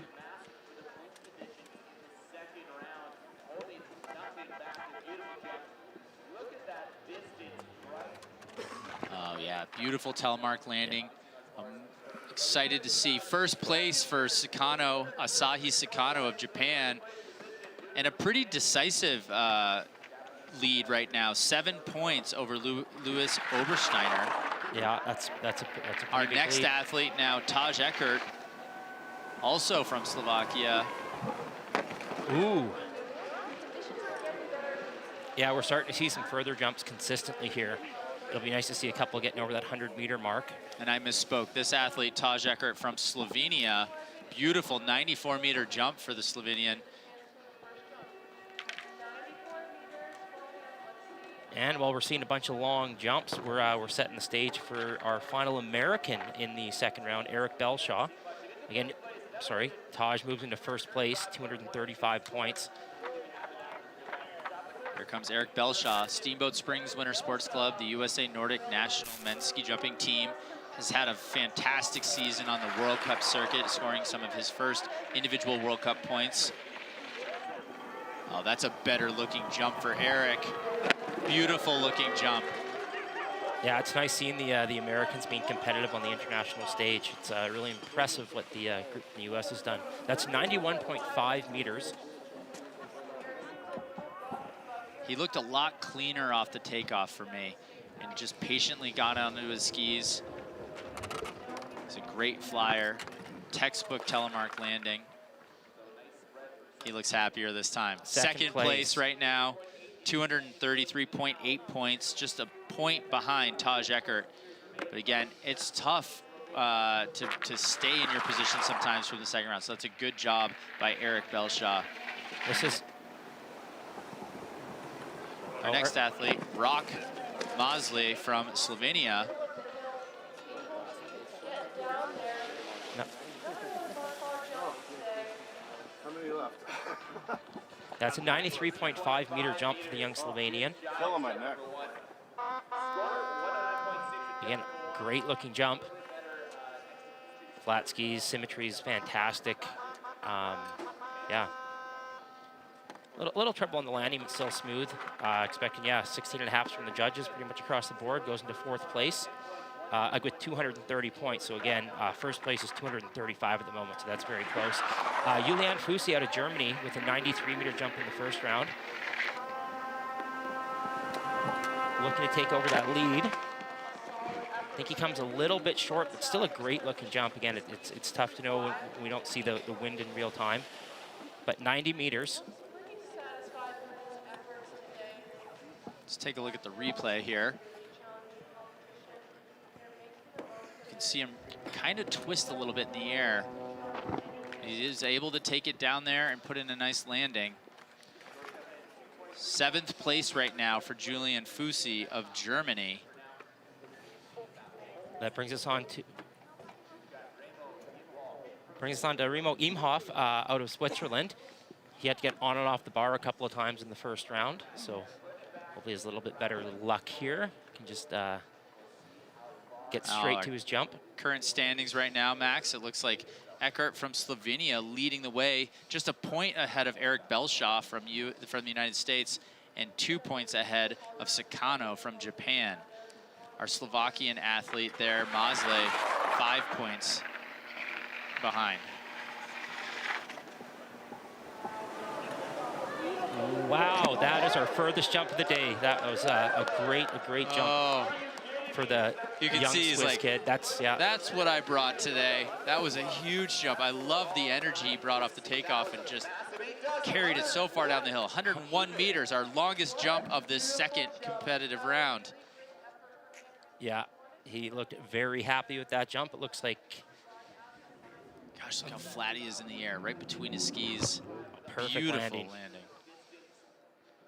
That's got to be the lead. Love seeing that raw emotion. Okay. All right, First and that place. is the lead. Remo Imhoff of Switzerland takes the lead at these Junior World Ski Championships. Oh. Yeah, what a jump in the clutch. We're gonna expect to see some pretty long jumps here as we get into our final 10 athletes. You can see him sitting in the leader's chair now. He'll be ready for us on camera. We'll see how far up the results page he's able to climb here in this final men's ski jumping round. But 4 points ahead of Slovenia Eckert and 5 points ahead of the United States Belshaw, Eric Belshaw. Yeah. Remo Imhoff takes a commanding lead with that 101-meter leap. You can see now the jury moving the gate down for our final 10 competitors here. Yeah, this will be a great final 10 jumps. Let's see how far that gate goes down. This is all for athlete safety. There's a point, Billy, where you can go too far on a hill and actually injure yourself. Yeah, that's what's been interesting as this original extreme sport has become much more about flying far compared to 20, 30, 40 years ago. The athletes and their technique has just allowed them to fly so much further. It's also been about safety, so making sure these hills get flattened out to match the modern flight profiles that these athletes are able to create, and then also the jury just managing the speed to make sure, like you said, the athletes don't fly to the flat. Yeah, 100%, and so they can control to have the athletes pretty much with a maximum safe distance on a hill. And here comes one of our Polish athletes. This is Marcin Robel. The Polish Team Poland has a lot of athletes in this final 10 right now. I think you said 4 earlier, Max. 97.5 meters for Marcin Robel. Yeah, and that's with a little bit less speed too, so he should have some points added. You can see in the replay, really nice flight position, skis kind of flat, a little bit closer together than some of the other athletes, but able to carry it very far down the hill. Second place right now for Marcin Robel, unable to unseat the man from Switzerland, Remo Imhoff, right now. So Remo Imhoff now into the top 10 as Ben Beyer from Germany, who hasn't jumped in a long time because he was one of the first athletes in round 1. You don't often see somebody at the start of the field kind of moving that far up, but he has a beautiful second jump as well. I think that's a very good day for Ben overall. Yeah, like you said, he was bib number 5 in the first round, and he's one of the last athletes here in the second round. So a couple hours he's been just keeping himself warmed up and focused. Yeah. 89 meters for Ben Beyer with just 6 jumpers to go.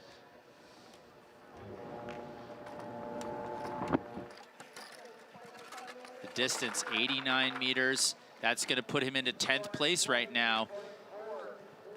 But still a top 16 result for the youngster. All right, our next athlete from Poland, Joniak Clemens. Clemens Joniak, excuse me. And it looks like, folks, we're down 2 gates for our final set of competitors here. Yeah, so that was a kind of a jump in that 90-meter-ish mark. It probably won't be enough to put him on top. 89.5 meters. So Clemens, let's look at the replay. I love his flight position. Like, you can see his shoulders kind of cupping the air. Not quite the distance, but 9th place right now for Joniak Clemens of Poland. That moves us on to Stefan Embacher out of Austria. 94 meters in the first round. Currently sitting in 5th position. Very explosive takeoff. Patient over the skis. That's a great looking jump. It's tough. The athletes aren't probably sure right now how far they have to go to take the lead. So unless someone absolutely crushes a jump, that 97 meters, fantastic distance. 97 meters, and again, we're 2 gates down, so we're at gate 13 again. We started this round at gate 15. Athletes getting 7 points added to their score. That's a new leader. And there's our new leader, 249 point.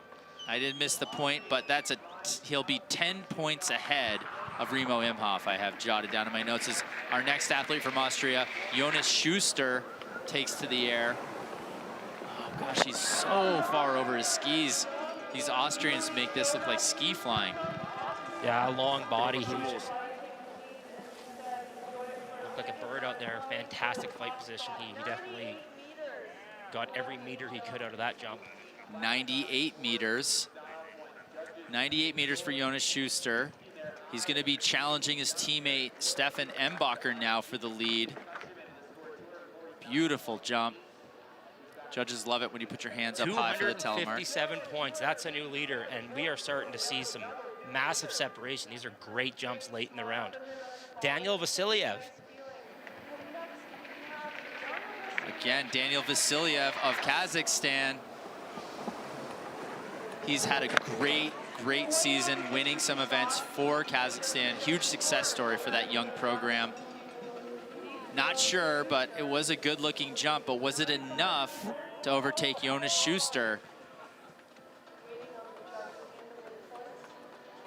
The distance was 95 meters, but nice-looking telemark.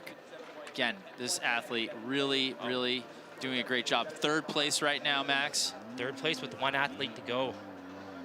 So he's hoping to hang on for a podium, but we're here to see Julian Schmid out of Austria. 94 meters in the first jump.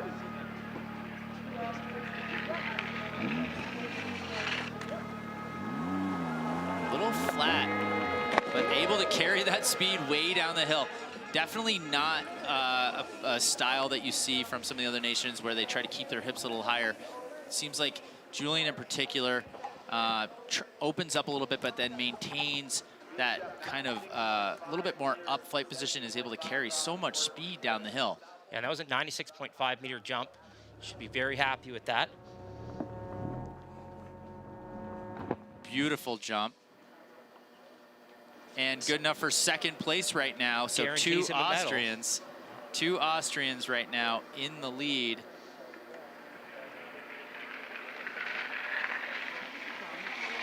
This is our next athlete, Kasper Tomasiak from Poland. Beautiful looking jump for him. Not quite the distance we've seen from the last couple Austrian athletes. Again, he had some points in hand from the first round. Right now we have 3 Austrians in first, second, and third with Jonas Schuster, Julian Schmid, and Stefan Embacher. Now with 94.5 meters, can Kasper Tomasiak take the lead? I'll be curious to see. Nice telemark landing. 94.5, good enough for second place. So he's broken up the Austrian pack for the podium as his teammate from Poland, Jan Habdas, takes the bar. Jan on the in-run.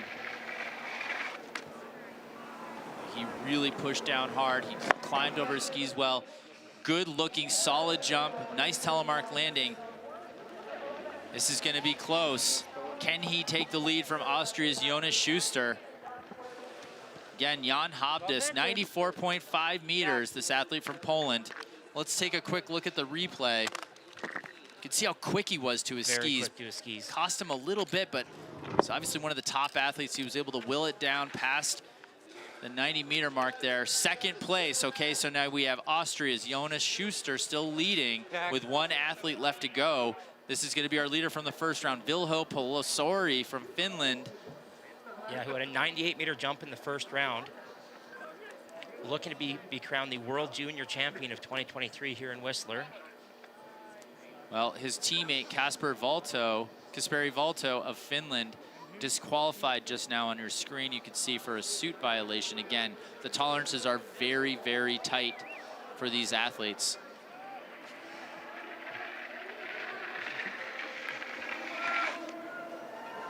All right, that was a beautiful looking jump for the young Finn. Oh, that is...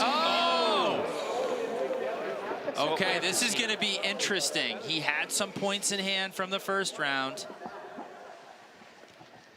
So if no part of your body touches snow... 95 meters. Yeah, sorry, Max, go ahead. Yeah, you don't lose too many points on a landing like that unless your hand actually touches. That will cost him a few points, though. Another beautiful flight position. He carried it all the way, but you could see as he tried to stick that telemark landing, his ski going all over the place. Judges giving him 16s, but he takes the victory. Palosori, 2023 World Palosori takes the win. Oh, invisible emotion on his face. His teammates running out there. Again, one of them just getting disqualified for a suit violation. So Vilho's victory even more critical right now for Team Finland. And again, Finland winning a cross-country medal earlier today. This is the finish day here at the Whistler Olympic Park. Vilho Palosori, clutch there. What takes the victory here at the FIS Nordic Junior World Ski Championships in the men's individual ski jumping event.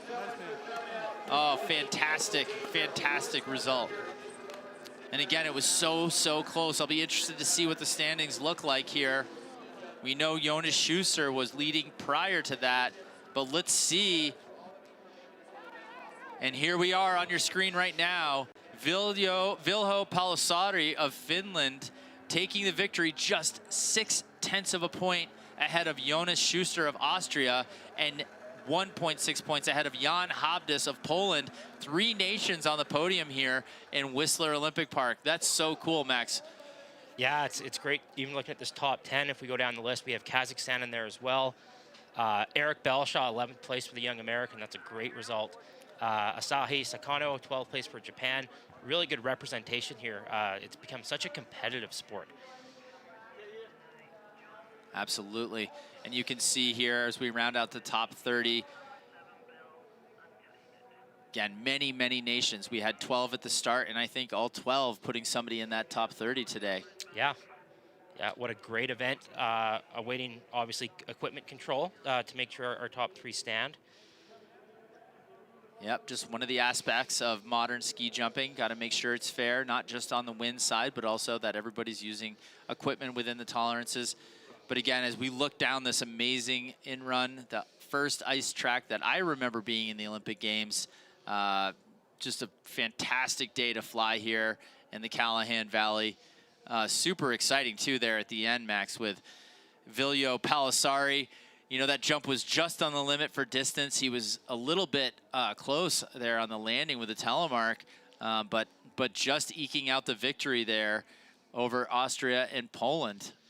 Yeah, that was extremely close and competitive ski jumping. Happy to see that little hiccup on the landing did not cost him, because he hung on by 0.6 points. So a great win.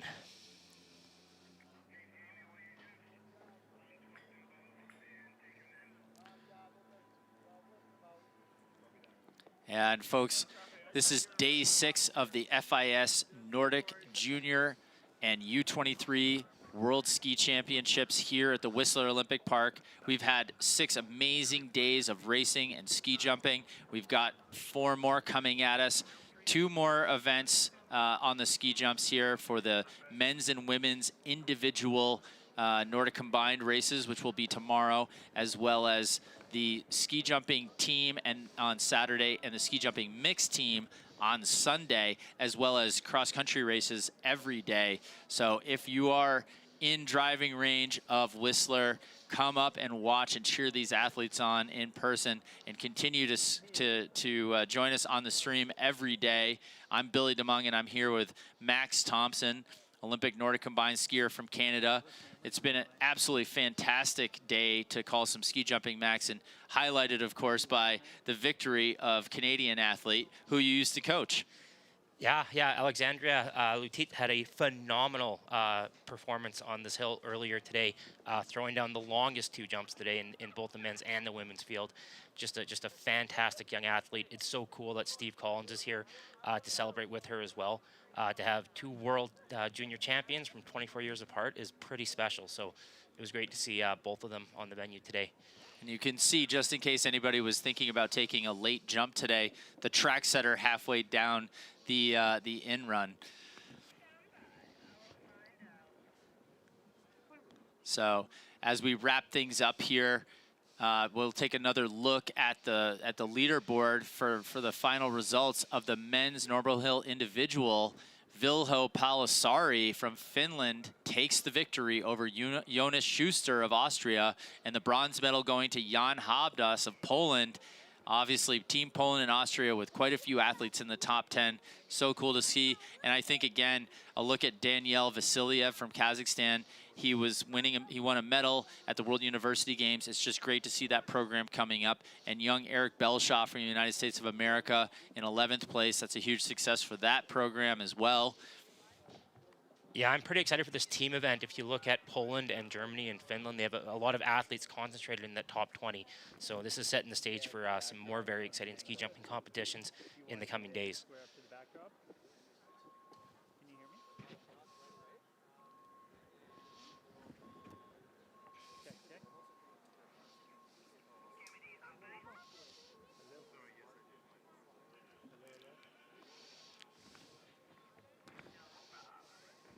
I love the view here from the Whistler Olympic Park and the top of that ski jump.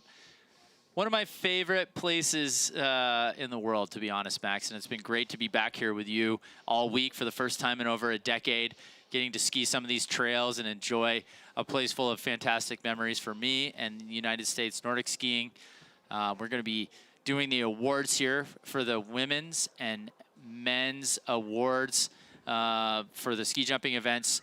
Obviously, again, we're going to be seeing Canadian athlete Alex winning the gold medal here. It'll be awarded in just a bit as we look up at those amazing mountains.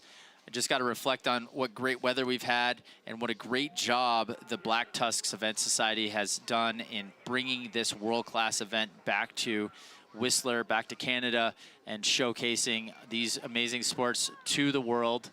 And so huge hats off to everybody here in Whistler and Vancouver that's worked together over the last 5 years to put this on. So we're going to go now for a little break and look at some highlights of the day.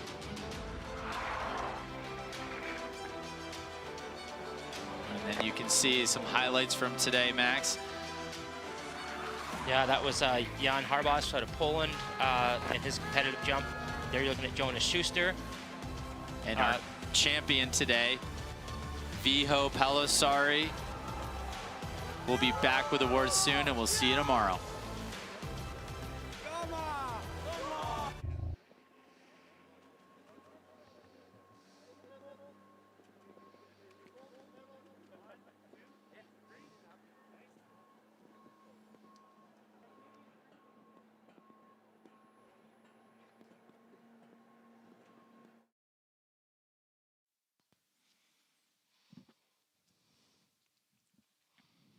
All right, we're going to be here with awards shortly. One last look at the beautiful mountains surrounding the Callahan Valley in the Whistler Olympic Park. Fantastic day here. Can't wait for this award ceremony, Max. Yeah, I think the athletes are getting pretty excited to accept those medals too. Gorgeous background. Again, those medals are so unique. The snowflake of FIS. We're gonna go ahead and go to Nathaniel Ma here in the stadium, who's with one of our athletes in the finish corral. Viho, congratulations on your win. You know, it definitely wasn't your best jump in the second round, but you managed to do it by just 0.6 points. Take me through what was going through your head while you were at the top of the hill. Yeah, thank you.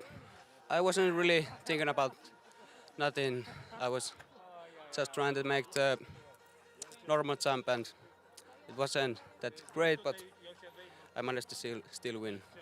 And, you know, you've been jumping really well all week. What are some of the keys to this hill that you found? I hear a lot of athletes saying it's a really short takeoff, but for you, it doesn't seem to be a huge problem. I don't know. I just like the hill. And what does it mean to be World Junior Champion today? It's a huge thing. I don't know what to say. Yeah, great feeling. Congratulations on your win. Thanks. All right, well, thanks, Nathaniel, and great to hear from our champion there, Vilho Palosari. It was a great event, and we're going to go back to Nathaniel here in a moment. He's with another one of our podium athletes down in the stadium. So Jonas, just 0.6 points away from a championship, though still coming away with a silver medal. Take me through, you know, you're watching Viho at the bottom of the jump. What was going through your head there? I'm just really happy. It's amazing. Although it was very close to the gold medal, I'm very, very happy with the second place, and especially the second jump was really great. So I'm just happy, You know, it was a great second jump. Like, style was amazing. You know, at the top of the jump, what were some of the things you were focusing on? I really just said to myself, let's go, just don't think about too many things, just do what you can, and I just made that, and yeah, then it paid. The jump was really great, and yeah, nothing more to say. And to your friends and family watching back in Tyrol, what do you have to say to them? I don't know if they're still awake, but if you are awake, hello, I love you all, and thanks for the support. Thanks so much, and congratulations. Thanks. Great, thank you. Gosh, I just love that reaction, Max. It's so great to see an athlete so happy with his result today, and, you know, happy for the other competitors. And I love the shout out to mom and dad. Well, and I think we've got one more interview here with Jan Harbas from Poland, our bronze medalist. So let's go back to Nathaniel for a minute. Yeah, let's go. No? Okay, congratulations, Jan, on your third place finish here. You know, take me through it. Take me through the day. Yeah, when I woke up, it was really tough time for me because I was already getting nervous. And then I started to, I don't know, do something else. For example, I love the Rubik Cube, so I try to not think about the competition. And my jumps here wasn't that great. All the jumps were late, and I'm sad a little bit because it's still bronze medal. So I'm happy. And I mean, yeah, like you're saying, the jump is late. Is that just, you know, what are you feeling in the curve? Is there just not that feedback that you're used to on some other hills? Yeah, it was not so much energy after takeoff, just like zung, and it was already I lost some speed in the air, and that's why. Is this your first time in Canada as well? Yes, this is beautiful place. I have been one time in US in this year, but not in Canada. Yeah, I mean, what's it like getting to jump in a different country when you know, for you and to get to see Whistler? Yeah, this is Olympic Village, the beautiful place. Adam Małysz jumped here, and it was amazing to be here. And yeah, I'm very happy that I also gained the bronze medal here. Congratulations on your podium place. Thank you. All right, well, love hearing from all of our champions today, all of our medalists, and cool to hear, you know, different perspectives, a little sport psychology look behind the scenes with each one of those athletes and their approach. And I mean, again, he threw out Adam Małysz, the great Polish ski jumping champion. But at the end of the day, I mean, it was not long ago that it was almost impossible to imagine a Polish athlete winning a medal at a Nordic ski championship. And then since Adam Małysz cracked that seal, the Polish athletes just absolutely taking over ski jumping. So Max, it's been great hosting this. We're going to be back here in just a few minutes with the award ceremony for the women's and men's ski jumping individual events. Yeah, I'm really looking forward to that, and I quite enjoyed those interviews with the athletes. The Rubik's Cube was a cool one. Sometimes you have to take your mind off things. Yeah, those ski jumping events can be stressful when you're waiting for a jump, especially when there is some weather and wind delays. So yeah, those kids all very mentally strong, and it was a pretty impressive group on the podium today. Well, awesome. Well, we'll be back here shortly for the men's and women's award ceremony, which is up next.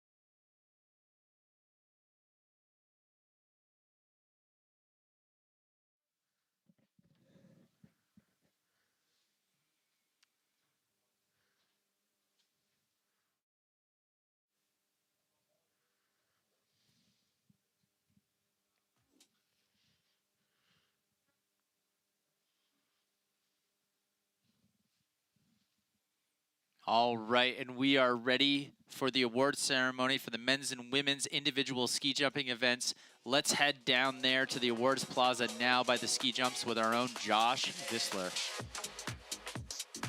Good afternoon. Welcome to Whistler Olympic Park and to the FIS Nordic Junior U23 World Ski Championships for the award ceremony of ski jumping junior individual women.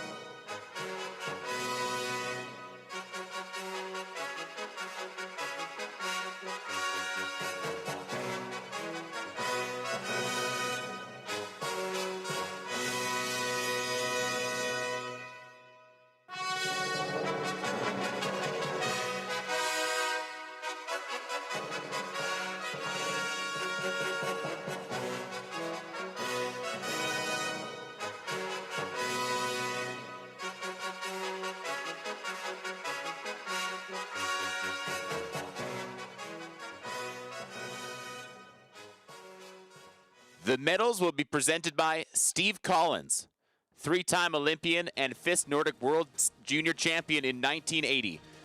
No Canadian has achieved that feat since. On behalf of FIS.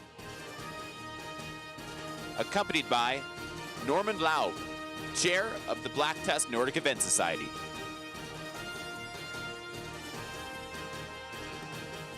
In sixth place, representing Slovenia, Ida Kozniak.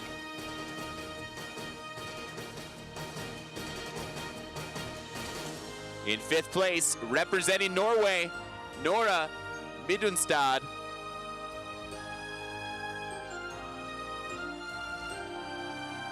In fourth place, representing Japan, Kurumi Ichoye.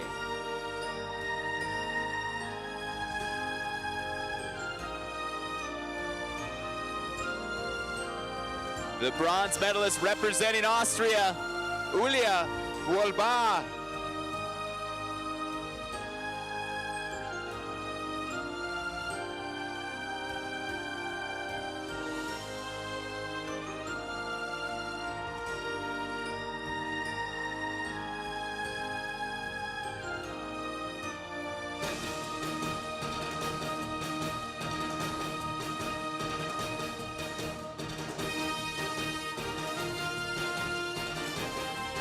The silver medalist representing Slovenia, Nika Prejoc.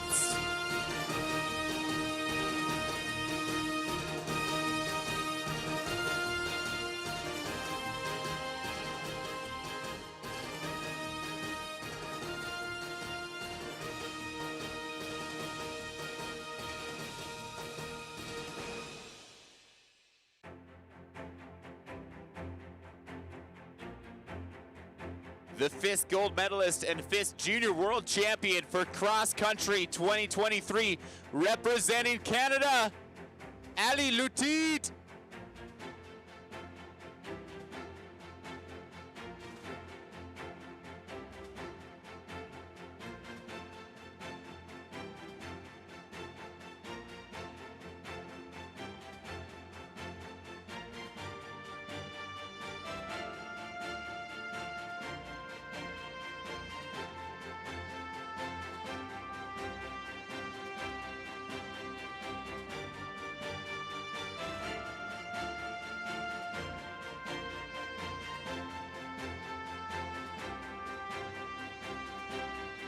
The gifts will be given by Darren Howrish, Chief Executive Officer of Beneath Apparel.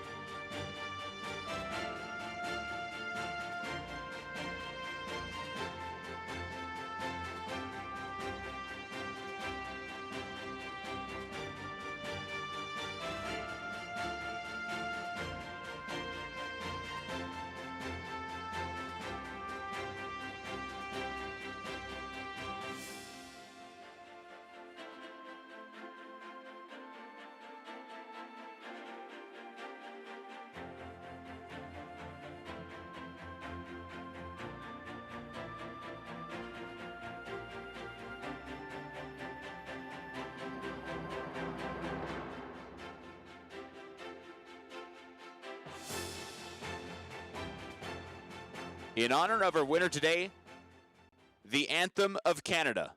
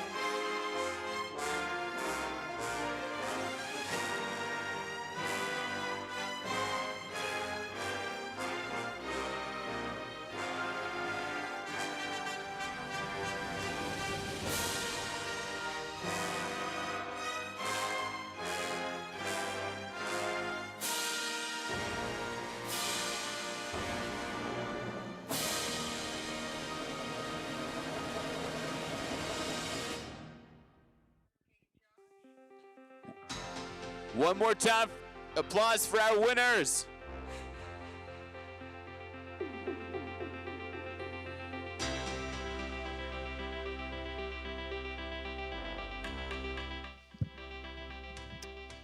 Wow. Well, welcome. That was such a cool award ceremony to watch, Max. You know, we're longtime friends, but it's got to be so powerful to see one of the athletes that you worked with as a youngster winning here at the Whistler Olympic Park. What a historic day, and I couldn't be more proud as just a North American former ski jumper, Nordic Combined athlete. Watching Steve Collins pass the medal to Ali was phenomenal. I mean, not many times you get to win World Junior Championships and then wait 23 years to present to a fellow Canadian, but that was a phenomenal accomplishment. Ali has put together a phenomenal run of competing lately, includes an Olympic bronze medal, a ski jumping World Cup podium, gold and bronze, and then as well as the World Junior Championship. So just so awesome to see. Well, Max, I mean, I know you misspoke, but 43 years. I mean, what a historic event, and to have the last winner of a ski jumping World Junior Championship medal, Steve Collins, be able to hand that off to Alex and just signify this changing of the guards and at a real turning point for the sport here in Canada. And she seems so mature and well-positioned to not only compete at the highest levels, winning Olympic bronze and here today with the World Championship gold, but also to be able to steward the movement to lead these sports into a new future for Canadian ski jumping and Nordic Combined. It's just an absolutely wonderful opportunity. We've got the men's ceremony coming up very shortly, and again, what a great competition that was to call together, Max. Yeah, thanks a lot, Billy. That was absolutely fantastic, and again, looking forward to the men's medal ceremony as well. You can just see like what an incredible venue as we look out onto these mountains. I mean, it's so inspiring. You can see where the athletes sit right before they let go of the bar.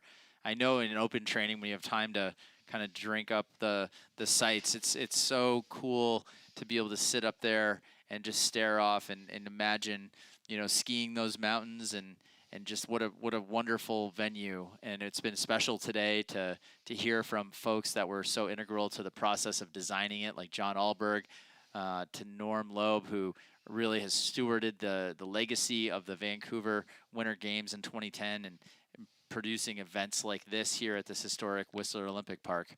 Such a cool setting for this. Yeah, actually, Billy, I recall you have a little bit of insight on kind of the environmental stewardship that went into the design of this park. Well, I know John, you know, from his days in Utah, where he finished up his college skiing career and made a home near me in Park City, Utah, and helped design the 2002 Olympic venue. But when I first came up here in 2007 to look at what they were still under construction on, especially at the ski jumping side, he was so proud to show me the time that he took, literally years. He'd been living in Squamish, walking the woods up here, ensuring that when they did go into the construction phase, that they were going to leave every tree that they could leave to keep the feel of the nature in this area. And you can see that today. There's all these world-class trails, this world-class ski jumping venue, and yet it's such a natural feeling. You know, it's got great views of the race. And here we go now, the men's medal ceremony for the individual ski jumping event. We're ready in the stadium, and I'm gonna go back to Josh, who's there in the outrun of the Olympic ski jumps. Good afternoon. Welcome back to Whistler Olympic Park and to the FIS Nordic Junior U23 World Ski Championships for the award ceremony of ski jumping junior individual men.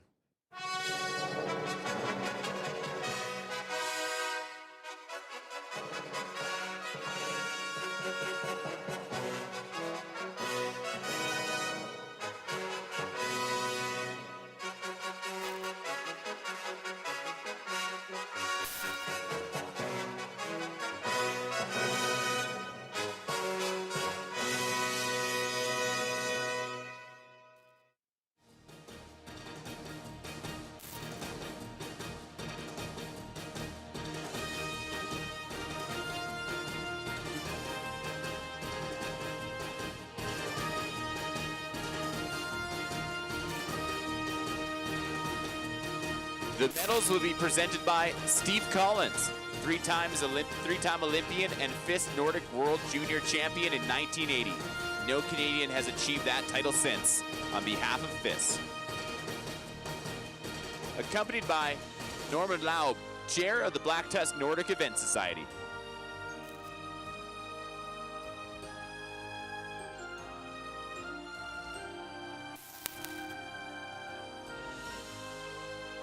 In sixth place, representing Austria, Stefan Ambaha.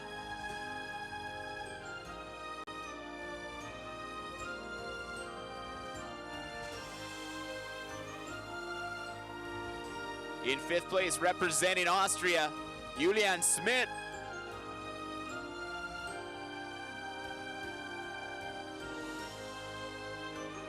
In fourth place, representing Poland, Kasper Tomasiak.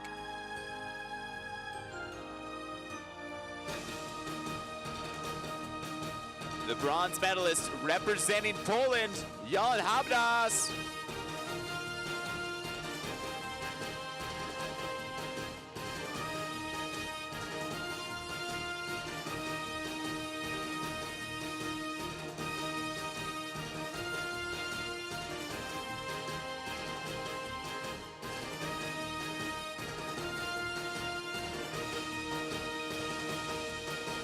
The silver medalist representing Austria, Jonas Schuster.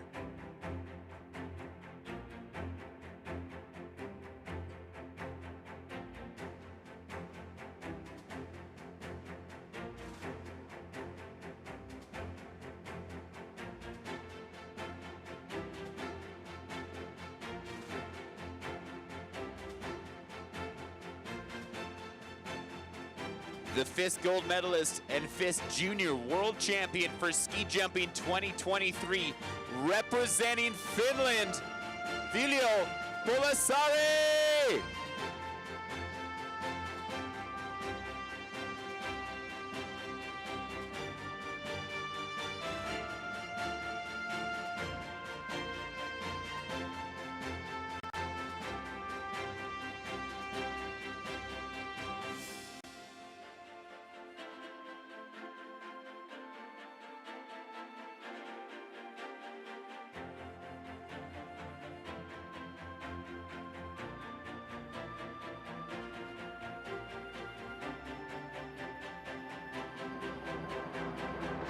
The gifts will be given by Darren Howrish, the Chief Executive Officer of Beneath Apparel.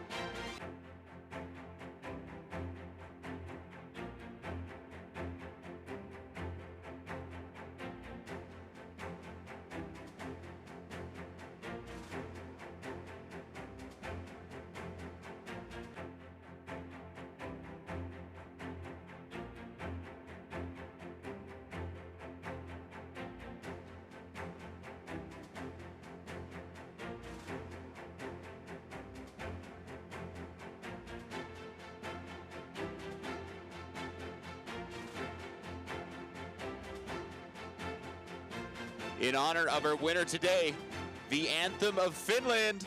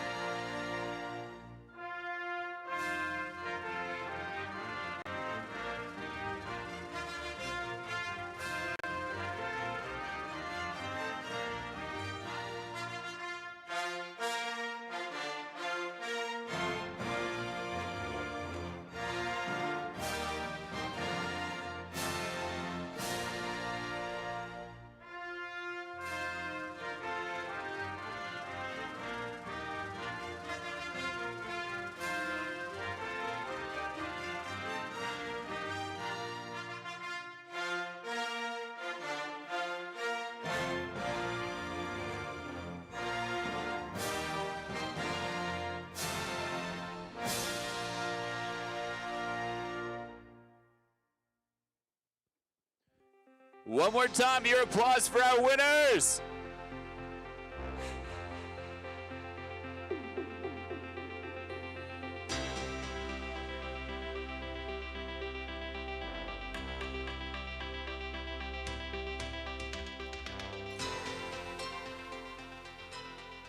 All right, and there you go. Another look there. What a great podium that is. 3 nations.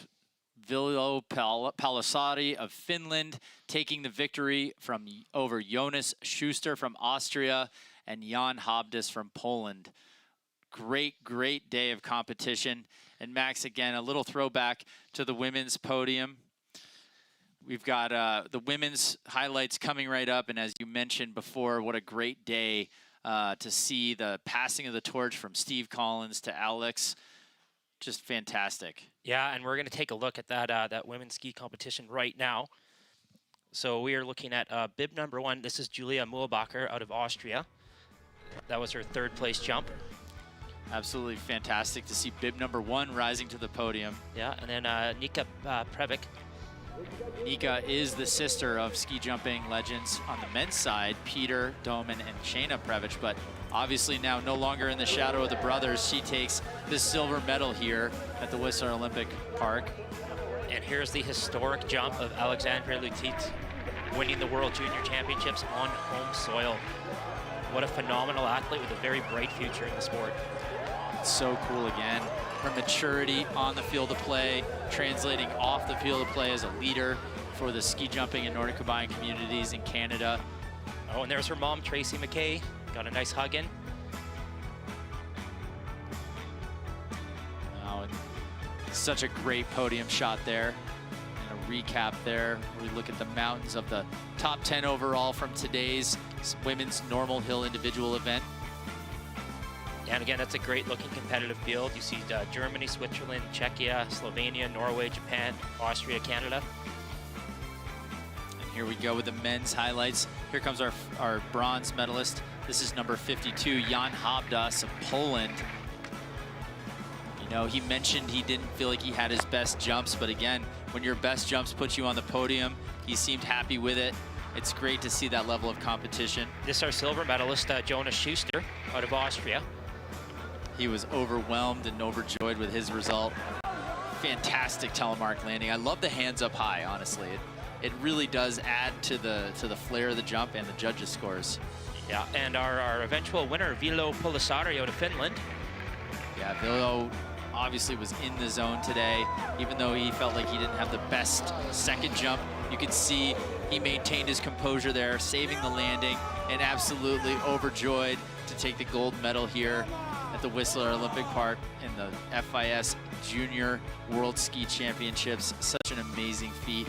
Great to see all the success today from the cross-country course. Here's a look at the men's top 10 from the men's normal hill individual. Again, we've got, I love Daniil Vasiliev from Kazakhstan in 7th. Great news for that program. And being a world championships, it's great to see the diversity of nations on the results page like that. And tomorrow, Max, we're gonna have the U23 individual freestyle for men's and women's. It's a 10-kilometer individual start race tomorrow morning. We'll be streaming that at 10 a.m. local time.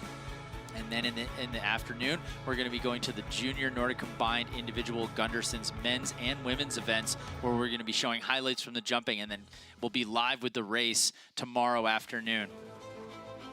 Oh man, and here's a look at that just amazing ski jump. You kind of see the intensity of being at the top of that hill. Let's enjoy Ali's jump one more time. Oh man, textbook. Such an impressive young skier. Oh, and here comes Vilho Palasari of Finland. All right, well, we'll be back at you with day number 7 tomorrow.